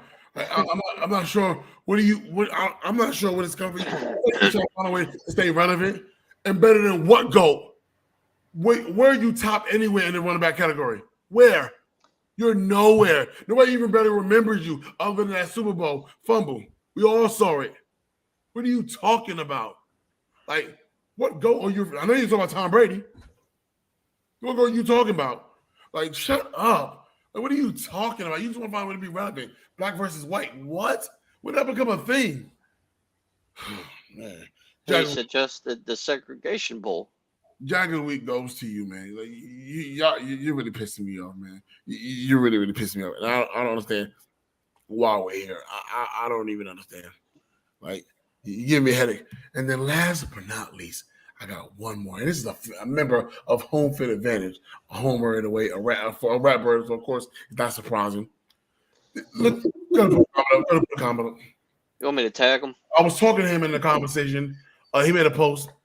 And I commented on it, and he said this. He said, "This is the most you've talked all season." I forgot you was in the group. I don't need to let everybody know that I am the owner of Home Field Advantage. I'm in Home Field Advantage every single day. I'm talking in there every single day. I'm probably arguing with somebody almost every single day. If I'm not arguing with them, I'm arguing with one of my staff members. Football related, of course. But, you know, I'm always in the group page. I don't know what you just always MIA. You write a post, like Kevin said, you write a post and you ghost. You don't respond to your own shit until like days later when nobody talk about it no more. You give me Benny vibes. Like I don't know what you're talking about. I'm always in the goddamn group, bro. What are you talking? So John, we definitely go to you because of that. Because that was probably the worst take I ever been accused of, not being in my own group. I'm in there every single day. I'm posting there every single day. Sometimes I'm posting somebody else already posted by accident, of course. But you know, I don't know where you got that from. Like, but you like to go ghost, not me. I'm in my group, win, lose, or draw. So Jagger Week, I just made history. 3. And 3 weeks in a row with 2 or more. I made history for the most Jagger of the week. And that's my Jagger of the week. Where was this energy from Aaron last year? I don't know, man. I don't know. But that was with the same energy that the Ravens had last year. I made history. All right, Monkey, you got a Jagger of the week? Oh no, I'm gonna let you have your Triple Crown there, and I'll just wait till I'll save mine for situation. All right, be sure you got Jagger of the week. Oh, well, mine was the same as yours with the Mendenhall thing. I was almost to the point I didn't even want to post it because, like Morgan Freeman used to say, well, he says racism don't get talked about unless you talk about it. Mm-hmm. And Mendenhall, you just sentenced like civil rights back like 2 or 3 years. I don't understand what the hell you're coming now. All of a sudden he says that I'm in all these damn posts. Oh, in the black white person. Come on, man. I have no comment on this conversation. This is just bullshit. I don't have time for this. There's other things that we can be more creative in talking to each other with than this dumb shit. This is dumb. What's the black versus white thing gonna solve? What is that? And then on top of it, dude, talk about you didn't fumble in the Super Bowl. What the fuck is that? What the fuck is that? You did. Fucking liar. Yes, you did. The only thing that I appreciate you for doing is making that TV show with The Rock. That's it. Other than that, you can get nothing to me. I'm all about that. Like, come on, man. You ain't top nowhere in the running back category. No. I don't know what you're talking about. You had some good years with. I won't lie, you did, but it wasn't like memorable. Like anybody can remember a play. I can't. Only one we remember is that goddamn fumble. He's still trying to find a way to be relevant. I'm not sure what's going on here. I'm not. And then Bell, it's just them damn Michigan State running backs, Yeah. I was gonna talk Fuck Mendenhall. Robbie, you know what? He talks shit on Big Ben, but I remember against the Jets when Big Ben took that knee, he started humping Big Ben. Hey, you actually right. You know what I'm talking about, John? I do. Yes, I do. Where Big Ben took the knee, then he went down, and then Mendenhall looked like he was humping him. I mean, like he was humping him. Yeah, I did. I'll find the video and I'll put it in the chat after. Rob, you got a Jag of the week? No Jag. Just fuck Mendenhall. So trying to find a way to stay relevant somehow, some way, man. But every time you get brought up, you're gonna bring up that fumble every single time. This tell me you're racist without saying you're racist. Hey, You know, what is a black versus white Pro Bowl game gonna solve? What does that got to do with? like, I am not interested in seeing a segregation bowl. What is that? What where did that idea come from? And what does that solve? What does that have to do with white people critiquing you? A football does that player, mean the ones with Mexican descent can't play? Right. a football or player the is a Asians, football player, man. Or Asian No. or Hawaiian or anything like that. Yeah. That's If, what I if, said. Owen. man, if you have to bring up race in a negative way, you are a racist piece of shit. Well, then That's you what I gotta said, but understand, apparently I he was might wrong. say, you got to say it like this though. If he's saying black people, I guess he's including all brown people with the black people. I don't know how his Right. thinking is, because there's white people, there's brown people, there's black people, so forth and so on. The way we colorize things, but anyway, Like There's Dave human people, Chappelle. and that is it. Let's There's have a- people. That is exactly.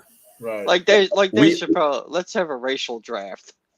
We understand the ethnicity of people and what they can do. We had a conversation about that before. Black people can run fast, white people can swim, white people can stand cold, black people can stand. Regardless, that's just evolution that's done that to us. That has nothing to. That's basically to do with color. That's just evolution. So that just works that way. Okay, Asian people are smart. I can't. I don't know what. I'm not saying nothing about Hispanic people because I don't know exactly where I'm going to come up with something on that. But I'm sure they have something that they do better than other races do. So They make some good ass food. I can tell you that. They can make That's some true. hydraulic. Hey, they can make some hydraulics pretty good. All right, that's good. To my trivia number 4. I'm not 6 foot. All right. So Joe Flacco led his first game-winning drive since week 2 of last season. What team was he playing against? ooh, So, repeat the question again. One more time. Joe Flacco led his first game-winning drive since week 2 of last season. What team was he playing against? The Ravens. The No. Browns. He lost. The He It lost. was the Ravens. Browns. Browns. Yes. Oh, Browns. yeah. Because he played for the Jets and he played the Baltimore. That's why. Damn, I should have went Browns. That was a setup question. I saw it on in the home field advantage group, and I'm like, oh, that could be an interesting. Damn, question. my fault. I forgot they lost in the win. Damn, my back's on me. Damn. Hey, be sure to be on fire today. All right, y'all. Right? So, who is the coach of the Mike Tomlin? Duh. Not playing.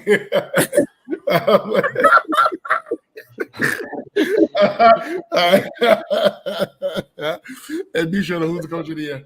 If I could put a laughing emoji right by that, that would be all awesome. Well, let's see. I really do, and I'm not gonna even push praise on my coach. I'm not doing it. I'm just gonna, he is what he is. But I do like Houston's head coach for coach of the year. He's done a magnificent job, even winning those of late because CJ Stroud is down. Obviously, they get more filler positions in there, better backups and stuff like that. It's a team in rebuild mode, but he's done a terrific. I didn't think Houston even had a chance to get in a playoff. Well, I got it, did, but I'm thinking of DeMarco had everybody going for them playoffs. That's good right there. When you're a first-year coach and your team is already being talked about that it can be in a playoff chase, and your team wasn't shit the year before. That's a coach of the year kind of stuff right there. So I got DeMarco. All right. I think He don't want to do it, but I will. Dan Campbell. Look at the evolution since he got there. Look at that now. Tournaments from then to now, man. White kneecaps. Plus the division title, coach of the year. And to be fair, if he doesn't, I can see why DeMarco Ryan definitely could be in that conversation for what the coach of the year. And then Kyle Shanahan as well with the 49ers and the way they're playing. So it's another head coach you look at as well. But Dan Campbell more day, especially if they clinch it. And I think they can clinch it today. If they do and make the postseason, coach of the year, Dan Campbell. Monkey. My two favorite are the two best ones when it comes to interviews, because you got Dan Campbell, who likes to talk about biting kneecaps, and I hate to bring it up again, but the Lions haven't been in a divisional winner since '93. Is that the year? Yeah, it's our history. You can bring it How? up. It is what I'm it is. sorry, but to be the coach to bring your team to do it again, if he does it, I would. That's an amazing feat to me, and I think he would definitely should get honors for that, or at least honorable mentions. And then, as much as I wish I could hate this guy, Mike McDaniels. During the Bills game yesterday, they showed him in an interview, and I couldn't stop laughing because people were talking shit about the Dolphins, and all he said was F you or F off or something like that. And he just kept saying it, and I couldn't stop laughing, bro. And he talks so much shit. Like, he's an interesting coach. His cockiness gets a little absurd sometimes, but I can't help but to like him, and that says a lot being a Bills fan. And He's a nerdy chihuahua. That's what I call him. He's a nerdy chihuahua. He's a small guy. He is such a dorky looking shit. But He's a dorky guy. He's a nerdy looking guy. Hilarious. He's small. He's got that Napoleon complex. So he's got to say some shit. He said what? He look like he get bullied in the locker room. Robert. I'm gonna go with Danny Campbell here. Just for a record, Mike McDaniels is a douchebag. Danny Campbell. Don't call him Danny. The main reason why I had Dan Campbell over Mike McDaniels is because they haven't beat a team over 500 since week 3 of last season, and they've lost to 3 of them this season. Gonna go on our next topic. Speaking of Dan, Mike. All right, can the Dolphins clinch the NFC East before they put out with the Bills? Kevin's gonna like this question. What do they have to do? They have to beat Dallas to do it? They basically got to win out. No, they have to win out. Oh, then no.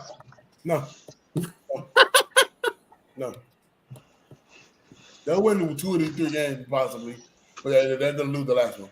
No, they ain't gonna lose. They ain't gonna win 2 of these games. They're gonna win 1 of the 3 because they're losing to Dallas. It's the Cowboys. I know. They gotta beat the Cowboys. Yeah, so yeah, they gotta beat the Cowboys, but they're not beating Baltimore. They ain't beating Buffalo. Hey, hold up! Don't do that because I remember watching what Miami did to Baltimore. I remember that. I wouldn't say that. I don't know. I wouldn't say that. That's history, bro. That's not this year. It might repeat itself. Hold up! I don't know. Yeah. I can't say that. Different game. All right, I got some history to repeat itself. Are you ready for this? Uh-oh. Well, let's see. Obviously, the Dolphins have been repeating themselves. They haven't beaten a team above 500, like I just said, since last year, week 3. Then you got the Dallas Cowboys, who haven't lost back-to-back games since November 21st and the 25th of 2021, when they lost to the Chiefs and the Raiders back-to-back. That was the last time they lost back-to-back games. So there's some. But they're losing back-to-back games a day, and history is not going to repeat itself with Miami because Miami's going to beat them. I don't know. And like I already done told you, it's a lock. The Dolphins are losing the last 3 games. Did Miami do that in Baltimore that last year? You know what else they did last year? You know what else they did last year? Mike McDaniels wore a shirt that said, "I wish it was colder," before they played the Bills, and guess what happened? I know that I got the lose to the Bills, but they definitely got to check them down. Baltimore definitely got to check them with both of them. They're not beating Baltimore. Baltimore is on a high road. They're playing phenomenal right now. They were too. They ain't beaten. They won the top team. Miami's playing overrated. They can't beat a team over 500. I'm telling you. I told you. It's a lock. They're losing the next 3 games. It's. All right, we're gonna see. 2 of the next 3 to losing. All right, we're gonna see. All 3. I said they got. Listen, what I said. I said they got opportunity. They're gonna beat Dallas because Dallas ain't shit on the road. Hold up, listen. I said they got an opportunity. They're going to do it. I said they got opportunity. All I gotta say is I said it repeatedly during the show, and I will have highlights. So when it does happen, it will be played. Okay. Just saying. All right. I'll make a little segment saying "Monkey told you so." But they winning tonight, so it don't matter. Well, Buffalo's winning Don't think that they win it. division anyway. Buffalo's gonna win. Is that a night game? No. What's that? Cowboys. Hell no. Cowboys. That's And, 4:25 game. 4:25 afternoon. Okay. All right. Well, cool. They winning. Fuck Dallas. Dallas is gonna switch Fist the bump. fish. Fist bump. Fist bump. Okay, what we got for Monkeys Trivia number 5? All right, Monkey Trivia number 5. Raheem Mostert's 17 touchdowns is the 4th most in a season by an undrafted player in the common draft era. What players have more? When did Jamal Williams? There's 3 players and no. does it have to be in this era? Or can it be It's in the common draft era. common draft era? Yeah, Adrian Peterson, one of them. No. Priest Holmes? Priest Holmes had LaDainian 21 Tomlinson. in 2002. No. LT? Nope. Not LaDainian Tomlinson? Aaron Foster? Jamal Charles? Nope. Wow. We already said Adrian Peterson, right? He was playing for the Patriots at that time. Oh, what's the dude? Who used to do Blunt? Maroney? Really? Yep, LeGarrette Blunt. Oh, Yeah. damn. LeGarrette Blunt had 18 in Okay. I was 2006. about to say that next. Yeah, because I used to give him the ball at the goal line every damn time. Yeah, hell yeah. he Yep. did. And gonna say I'm just going to Lawrence. give you this other one because it was kind of a trick question. Because this other one is also Priest Holmes, who had 27 in 2003 to go along with the 21 he had in 2002. Oh, wow. Okay. Okay. Okay. Yeah, all right. We should have on fire with trivia today. He was one of my favorite running backs to watch. That play, one I'm though. not even count because I didn't get it right off the bat. But yeah, I remember Blunt running all them damn Yeah, 1-yard damn touchdowns, fucker. All right, let's move it on. Trust me, I know. Topic Yeah, I question. had him as remember? fantasy player. Yeah, well, I had him as a fantasy player too. And The Scuba Cup resurgence make the Rams a contender. Of course, man. You have somebody like that. He's a playmaker. He was one of the best wide receivers last year for the injuries. In quite some time now. So yeah, so it does And the help. Triple Crown winner the year before. Crown winner as well. Anyone around the time they won the Super Bowl as well. So yeah, of course they're helping Panua Kua. What do you call that name? Panuka Kua. What do you call that name? What do you call that guy? Nakua. Puka Nakora. Puka Kua. Whatever his name is. Puka. Oh yeah, that's a 1-2 punch throw right there. Puka, So Puka. it always does. Add more weapons for Master Stafford, of course. So yeah, that's an easy answer. Yeah. Be Trilla. I disagree with this one because I know Cooper Kupp was injured, but guess who else was injured last year? Stafford. Stafford makes this team go. Okay, he's a good quarterback. He's got Cooper Kupp there. He made him a damn superstar the year he came in there. Then he's got Nakua Puka. That's how I call him. He's doing really well. I think it's really Stafford was doing well without Cooper. Remember in the beginning of the season they were playing without Cooper. Yeah. And you see the stats that Puka had, you know. So it's not like I think when it comes to these kind of conversations, one player doesn't really make the whole team better. It makes them more confident. I think that's what it does. It puts stuff in your head. Like when he comes back, oh yeah, we can do this and we can do that now. You know, offensive coordinators can do more on their calling the plays and stuff like that. And players can say, you know what, I'm not worried about if Puka has a bad game because Cooper Kupp will have a good game. You know, and it makes other players around him. When you have another player that's complimentary, yeah, you have other players that step up in that situation. I think Robinson is who's the other guy that's playing?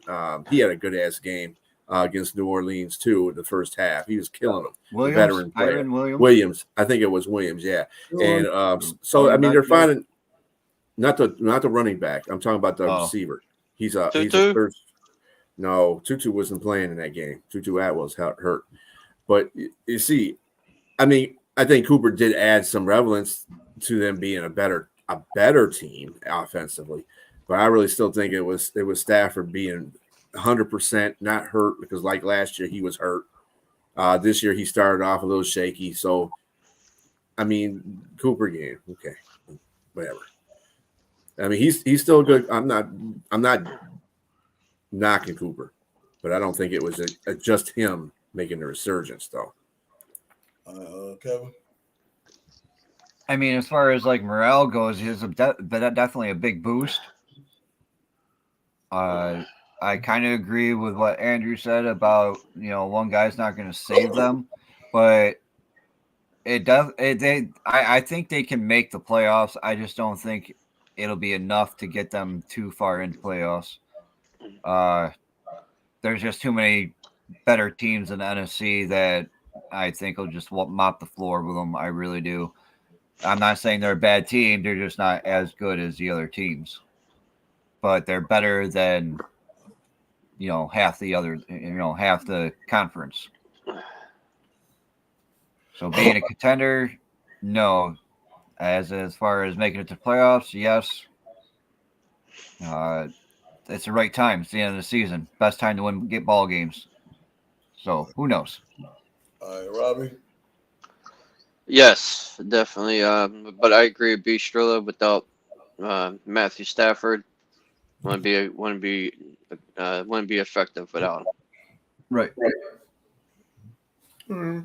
Let's go move our next topic. I've aligned the biggest threat to the Niners in the NFC. I'll go first. I think yes. I don't believe the Cowboys or the Eagles can do it. We've seen it already. Did it regular season. I watched the Detroit Lions team on Thursday night walk into the kingdom and win. You know what I'm saying? And everybody's betted against them. No one had it, including myself. And I watched them win that game. When Jericho plays the way he plays, and the defense took their click, I think they could be one or two that can give them competition. I say, but this is the biggest threat. When I'm not too sure, but I think somebody can give them a challenge. And we've seen what Dallas Cowboys tried to do, see what Philly can do, and both was dominated by the 49ers team. I think if the 49ers have like one of them bad games, in that moment, Lions capitalize, I think you keep give them a run for that money, man. And I think they probably could be the biggest threat to them right now. All right, I don't believe the Cowboys or the Philadelphia Eagles is anywhere close. And the next team will be that sleeping Detroit Lions team. I think they could. And I want them going to get him and do it. So I want to bet them against the 49ers. I'll be sure. It depends on what you mean by threat. You mean like throwing a couple stones at them and hitting them and say, "Hey, I hit you." I give them a run for their money, like they barely escaping. Oh, so instead, like say, give a bet. So like they wouldn't be beaten like Dallas would be like 42 to 17. They'd be beat more like 35 to 28 or something like that. That's a big threat. Down to the wire, like because San Francisco right now, I just don't see anybody beating San Francisco. I don't. They're probably the most complete team right now. Even with the Lions, even if the Lions had their offensive line healthy, everybody healthy on their team, I think they would give them a run. That's what I mean. But I don't think they would have a threat against them because there's really no. It's kind of like I'll kind of give you the last time the Lions have won their division and got in the playoffs, they played the Redskins in the beginning of the season. Okay, they got their ass handed to them. I think it was like 41-0. Okay, this was in 91. And then they got into the playoffs. They went on 12-4. They went on to be 12-4. Then they went to play. Then they played Dallas and beat the shit out of them. And when people saw that, they said, "Oh, well, these are going to go into RFK Stadium and beat them." No, there's just some teams that just ain't going to be beat. And that Redskins team was one you weren't going to run through. That they beat them like 45-10 or something like that in that playoff game. That's what Barry Sanders too now. So this is some teams that you can see that I don't care how good your team is playing, that team is just up there, and you ain't going to run through that team. I mean, if you were going to say a threat, meaning that they're going to be a threat to be close in the score, yeah, I can see that. But I can't see them beating them. There's just nobody that's going to beat them. Give them a threat, like give them a run for their money. Like, damn, we don't got you. Yeah. I say give them a run for their money. I just don't think they're going to win it. It's just San Francisco at a different level right now. We'll find out Monday night, though. We'll see if they can give Baltimore a run for their money. So, Monkey. Okay, so this is not a knock towards the Lions whatsoever, but there's just even if you have the best Lions team that shows up, that has shown up, and not the worst team that's shown up this year, because they have a tendency to having a game or two where they'll flop, and you'll be like, "What the fuck?" I've literally seen, Brian say, "What the fuck are you guys doing?" It happens. Every team goes through it, but the Niners only did that when they had injuries. So, and they're just too dominant of a team. I don't think anyone's stopping the Niners. The Lions, I believe the Lions have it in them to be able to beat the Eagles, and I think they are capable of beating the Cowboys. They got the Eagles. Their main focus is if you stop their run, they can't do play action. If you can't do play action, you stop the Eagles. Cowboys, Bills exploited them last week. Run the damn ball. If you're successful at running the ball, they ain't gonna stop you. They have their defense is too small. Their linebackers are too small. And you play a hat on a hat, you're good.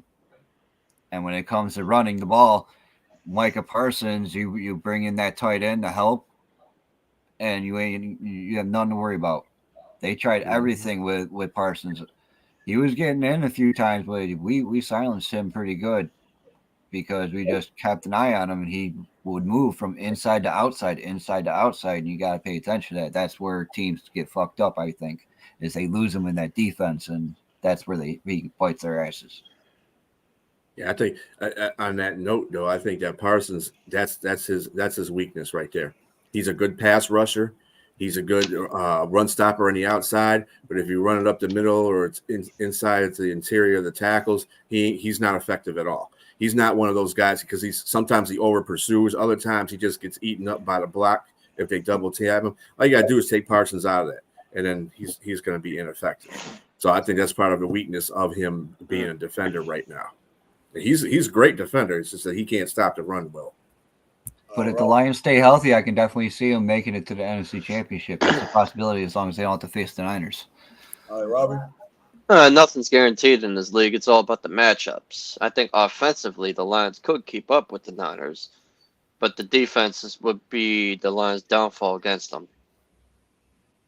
Because, Aaron Glenn, with the zone defenses he calls, I watched a few Lions games. It was ridiculous with the coverages he was calling.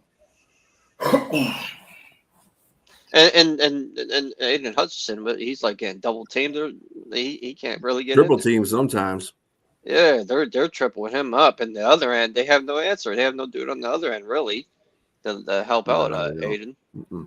So they're gonna take out Aiden Hudson, which is their best pass rusher.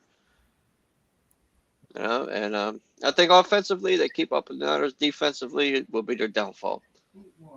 Yeah. I don't think their defense. They don't got the defense to stop that Niners offense. Get right into the tail of the tape. You got it right. You got it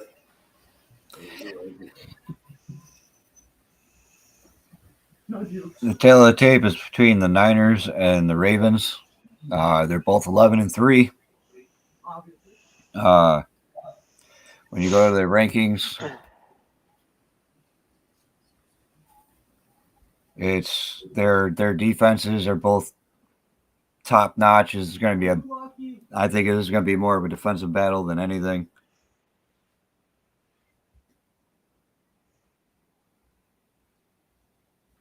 Hold on 1 second. It's not my fault this time. I had technical difficulties. What, did the cat steal your phone again? No, I wasn't able to make the tail of the tape. God. But you got... You need some insurance, man. Hey. Yeah, I know.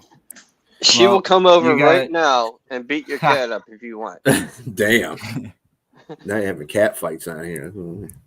Okay. Yeah, but the problem is my cat has 2 dogs that'll protect him. I got 2 dogs. But each team is respectively first place in their divisions at both at 11-3. Total, the Niners are ranked first in the league, and the Ravens are ranked 3rd. The Niners are on a 6-game winning streak. The Ravens are on a 4-game winning streak. The key offensive stats are very similar. They both Baltimore has 5.8 yards per play, and the Niners have 6.8 yards per play. Their defensive side is the Niners only allow 5 yards per play, and the Ravens allow 4.4 yards per play.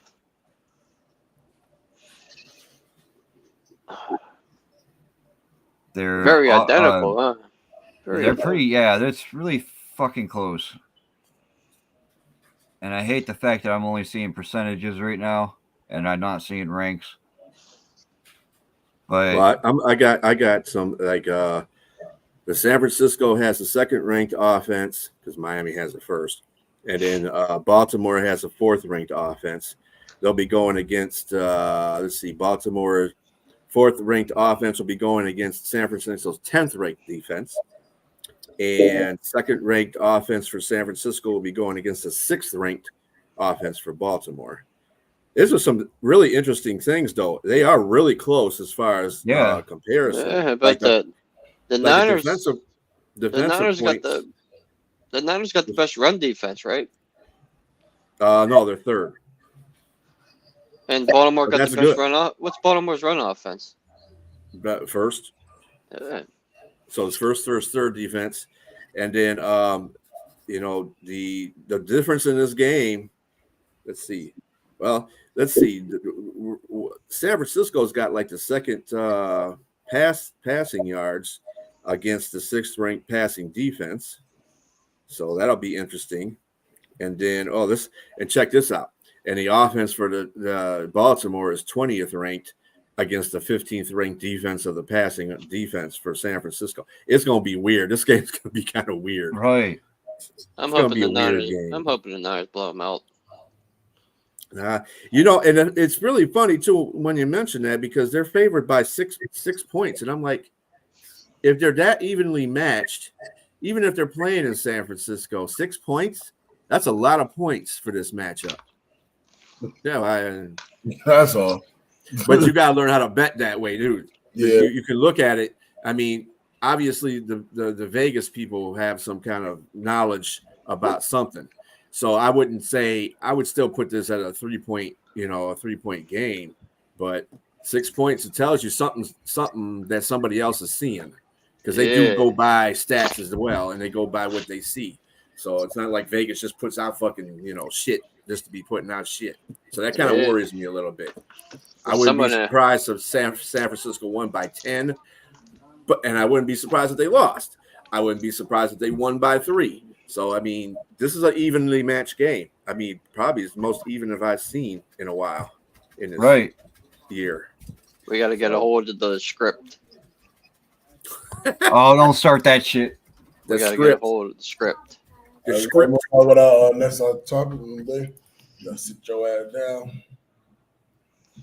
It's your ass I down. gotta go into a big soliloquy. It's basically the Demarcus punishment. The way they handled it, it was really, really unprofessional. It was whack.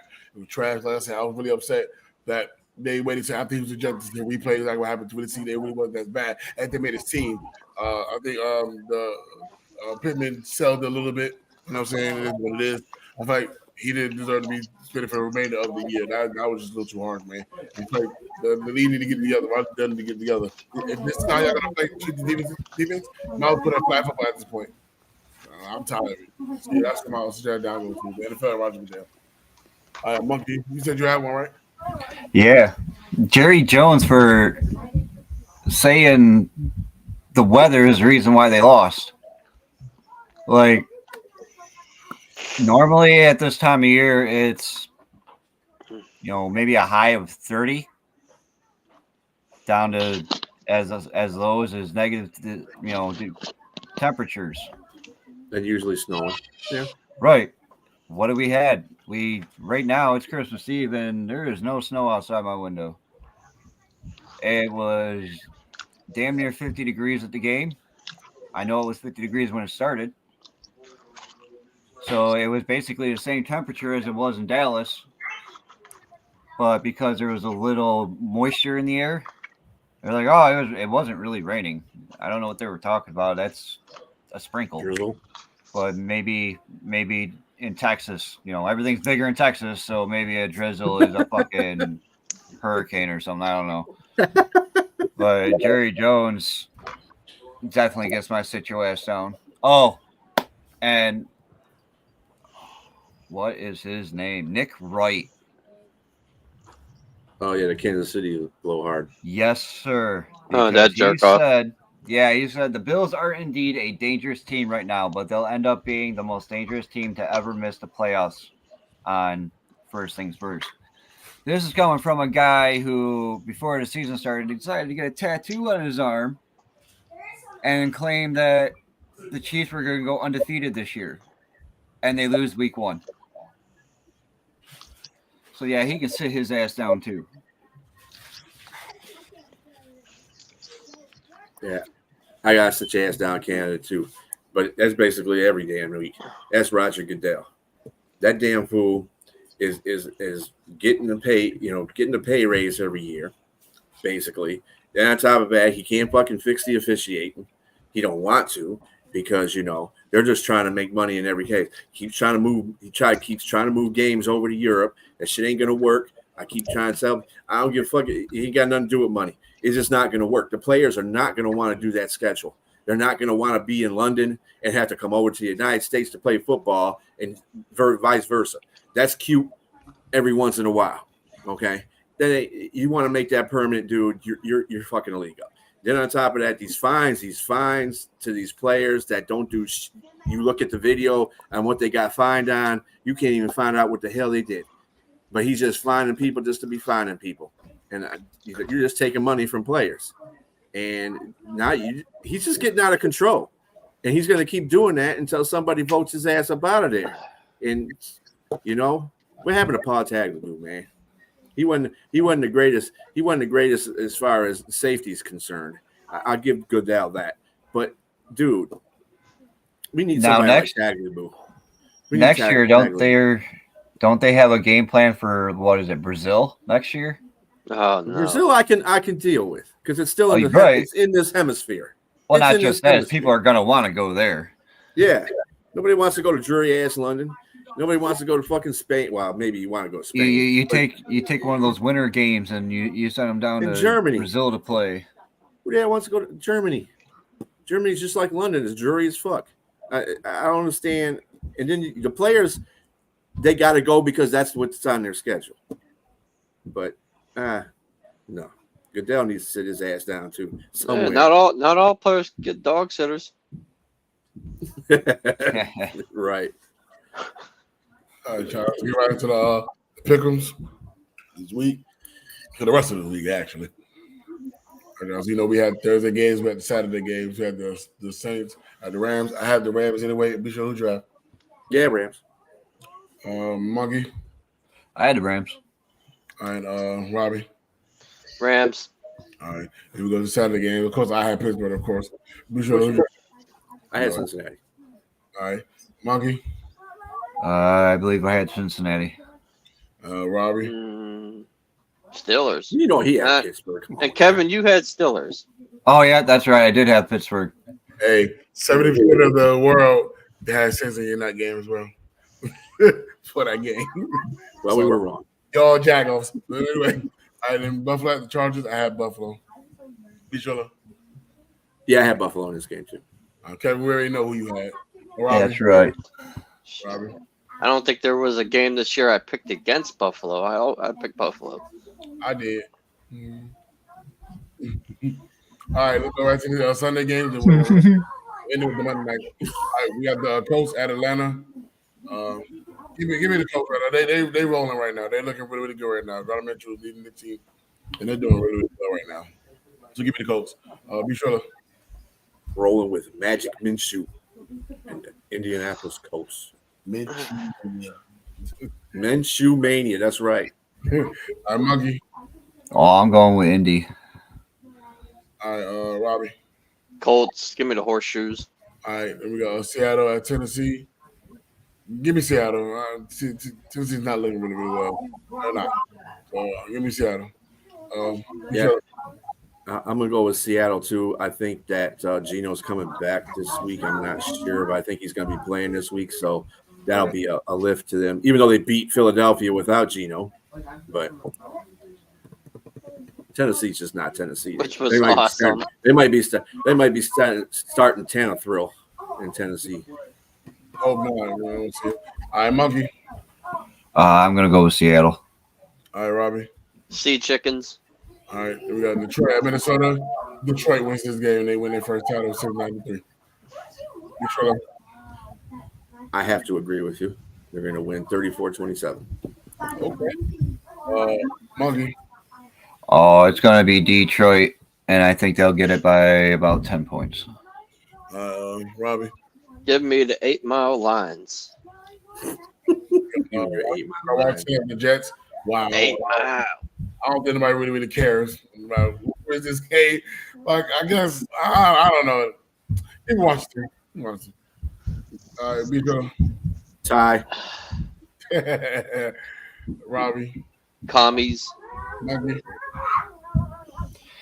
I'm going with the Jets at home, being that the Jets have, a good defense, and Howell is tied for the most interceptions in the league right now, and I'm pretty sure he'll throw at least 2 of them this week. All right, then we got Green Bay at Carolina. Give me Green Bay, Carolina. There's no hope for Carolina. I'm sorry. Let's see. Yeah, as much as I hate to say this, the Fudge Packers win that one. All right, Robbie. I'm taking the government cheeseheads. Gotta go with Green Bay. Carolina's a fucking shit show. This would be a really, really good game if CJ Stroud was playing. This would be a really, really good matchup. Because he's not. Man. Not going to be close. Yeah, give me Cleveland, unfortunately. You sure? I'm going to take Joe Flacco and the Cleveland Browns because CJ Stroud ain't playing. So, yeah, that automatically goes to Cleveland. All right, Monkey. And Flacco we trust, I suppose. Yeah. All right, Robbie. Give me the Cleveland Elves. We got Jacksonville at Tampa Bay. I like Jacksonville in this one. I like Jacksonville. You sure? This is another game that it's hard to tell. You know what? I'm gonna go with Bernie's favorite player, Baker Mayfield, and the Tampa Bay Buccaneers. All right, Monkey. I'm taking Baker in the Tampa Bay. Yeah, Robbie. Same. Give me Tampon Bay. All right, we got Arizona at Chicago. Give me Arizona. You sure? Well, I'm gonna take Chicago only because it's gonna be the battle of the mobile quarterbacks, and Chicago's playing really good defense right now. I'm gonna take Chicago. Chicago. Okay. I'm going to take Justin Fields in Chicago because Fields is going to try to make his resume look pretty damn nice so he can find a new team in the offseason. That too. Pittsburgh. That's a good one. Yeah, I won't mind. I told you how I feel about it. But Robbie. Give me the Bears. Justin Fields looks good. We got Dallas at Miami. Give me Miami. Be sure. You know it, Miami. Monkey. Y'all are wrong. It's the Cowboys. The fucking Cowboys are going to win this game. I told you. Miami's going to lose. Miami's going to win this game. They're going to do the Dallas what y'all did, Dallas. Nah. Right. Robbie. We did that to Miami too, remember? The Cowboys won once on the road this year, right? They only won one time? No, twice. They won 3 times, but it's 3 out of 7. Yeah, but the Giants don't count. Yeah, I don't count them either. Yeah, I don't count the Giants. I'm going with Dolphins. Give me the Dolphins. Is a win. All right, give me New England at Denver. Give me Denver. Oh my God! If Denver don't beat the shit out of New England, I don't know what's going to happen because they mad as fuck. They came in Detroit, got the ass whooped, so they're going to go to Denver and beat the hell out of the Patriots. I don't even think that game's going to be over in the first quarter. All right, Monkey. Fuck Bill. Who's starting at quarterback for New England? Oh, wait, it doesn't fucking matter. They all suck. Right. Denver wins. Is that really the Sunday night game? Bobby, it is. Yeah, it's a Sunday night game. Oh my God, I'm going to bed at that Barftopia. time. Barftopia. Give me the horsies. All right, then we got 3 games on Monday night. We got the Raiders at Well, it's not Monday night, actually. It's Monday because it's at 1. One starts at 1. Okay. Well, okay. That's good, though. Monday. 3 games on Monday. Straight. Monday. All right. Start off in afternoon at 1 o'clock. We got the Raiders at the Chiefs. Last time they played each other, the Chiefs actually lost this game. But Chiefs going at home this time around. So today we win. So give me the Chiefs. Be surely. Yeah, I think the Chiefs turning around on Monday night. It's prime time. They're playing on Monday. It's Christmas. Give them the win. Monkey. I really want to say the Raiders are going to win. You know that's not happening. Cut it out. I really want to say it. Well, say it. You know what? Yeah, I am. I'm going to say it. The fucking Raiders are going to do the upset. Because Kadarius Toney's going to drop. Kadarius Toney's going to drop the game-winning touchdown. I don't think he's playing in this game. I think he's out. To tell you the truth. Oh, maybe they will win then. Hey, Robbie. I'm going with the Chefs. All right, then we got the Giants at Philadelphia. Give me Philly. After they get themselves back together, they're good at home. Yeah, Philly is. Yeah, they're gonna win that game. They're They're gonna get it together. I'm going to go with Philly unless Tony DeVito comes out and whacks them all. Tommy Whacks gun. 'em. Whack. Capiche? What's the game again? What do you mean? Philadelphia. Philadelphia Giants. Come on, man. Eagles. Pay attention. Come on, man. All right, then we got the Monday Night Football game, probably a Super Bowl caliber type game. Or should I say the Dirty Birds? Baltimore Ravens at the San Francisco Oh, 49ers. stop it. Give me the 49ers. Be sure. Yeah, I'm taking the 49ers. Monkey. Niners at home. I can't. If it was in Baltimore, I may have said the Ravens, but I'm hoping Baltimore wins because it'll help us out, but I don't see it. yeah, well, see, we're on the opposite spectrum of that. So, Yeah, I know that. actually, it doesn't help us regardless. So, Even if it was at Baltimore, I'll still choose the 49ers. Okay. What about you, Rob? I spit on them damn pigeons. Give me the Niners. Those are your pick'ems. Good luck to everybody with their pick'em sheet this upcoming week. Kadarius Toney is out. He out with a hip. One of their tackles is out too. D. Smith, he's out. But other than that, let's see. Shit, I thought Tony was out for not McKinnon having is hands. out. McKinnon is out for him. But I think Pacquiao's coming back. Pacheco? Yeah, Pacheco is coming back. Yeah, so that'll alleviate that problem. All right, let's get right to our zone coverage players of the week. Let me take this down. All righty. Dun, dun, dun.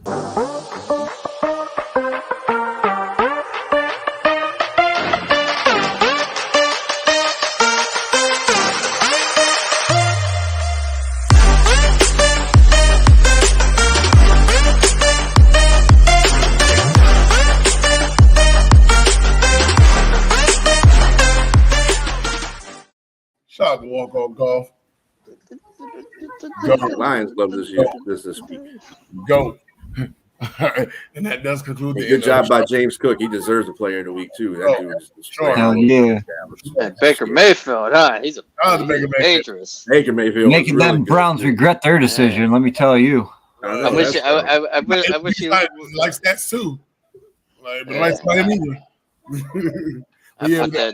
I put that. I chose Baker just for a certain somebody. I hope he's watching. He was.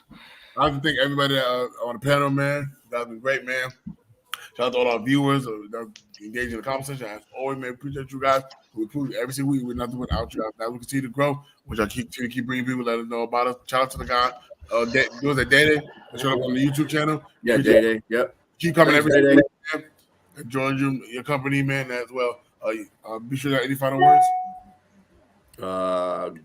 Go Lions, win division. You know, let's go. Let's win the next 3. so we can get up there at least in 2. All right, Monkey. Good luck to all your teams that play today. Mine already played at Cowboys are beating them Dolphins, so Wrong. Miami, man. Wrong. Robbie. Go Lions. All right. where the hell is Dante to back me up on this? No. Fuck Dante. No. You don't want Dante on it. All right. They them girls. Merry Christmas to everybody as well, man. I hope y'all everybody have Oh, yeah, Merry Christmas. Yeah, everybody. Yeah, Merry Merry holidays, you know. All right, so go ahead and Say drop Merry it. Christmas. Even to the angry little fella over here. Merry Christmas. Oh, real quick. Real quick. We're gonna we have to quickly get the nominations going up this week because next week's show will be the third annual show, so we definitely gotta get that up and gonna have people start voting. So we should get that together. So we gotta lock and load for this week and get the nominations up and get the nominees up as well. For give everybody all week to vote, and then we'll share. I'd rather start it after Christmas. You know, Christmas is a big day, but after that, we need to get the nominations and nominees up. So we're going to get people to start voting. We'll handle that before we'll discuss that before Tuesday comes up. But all right, y'all, ready to close everybody down? So we're going to hit the final third. We can get up out of here. All right. All right, y'all. Merry Christmas to everybody. I hope everybody have a great Christmas this year, man. Have lots of fun. Enjoy your families. Eat great. Watch some football, man. Enjoy yourself, man. Have a good old time.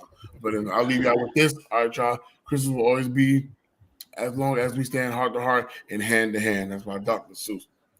Hope that does something for everybody. Good luck to everybody's game today. Merry Christmas to everybody. Happy holidays. And we'll be back next week for the third annual award show. We out here.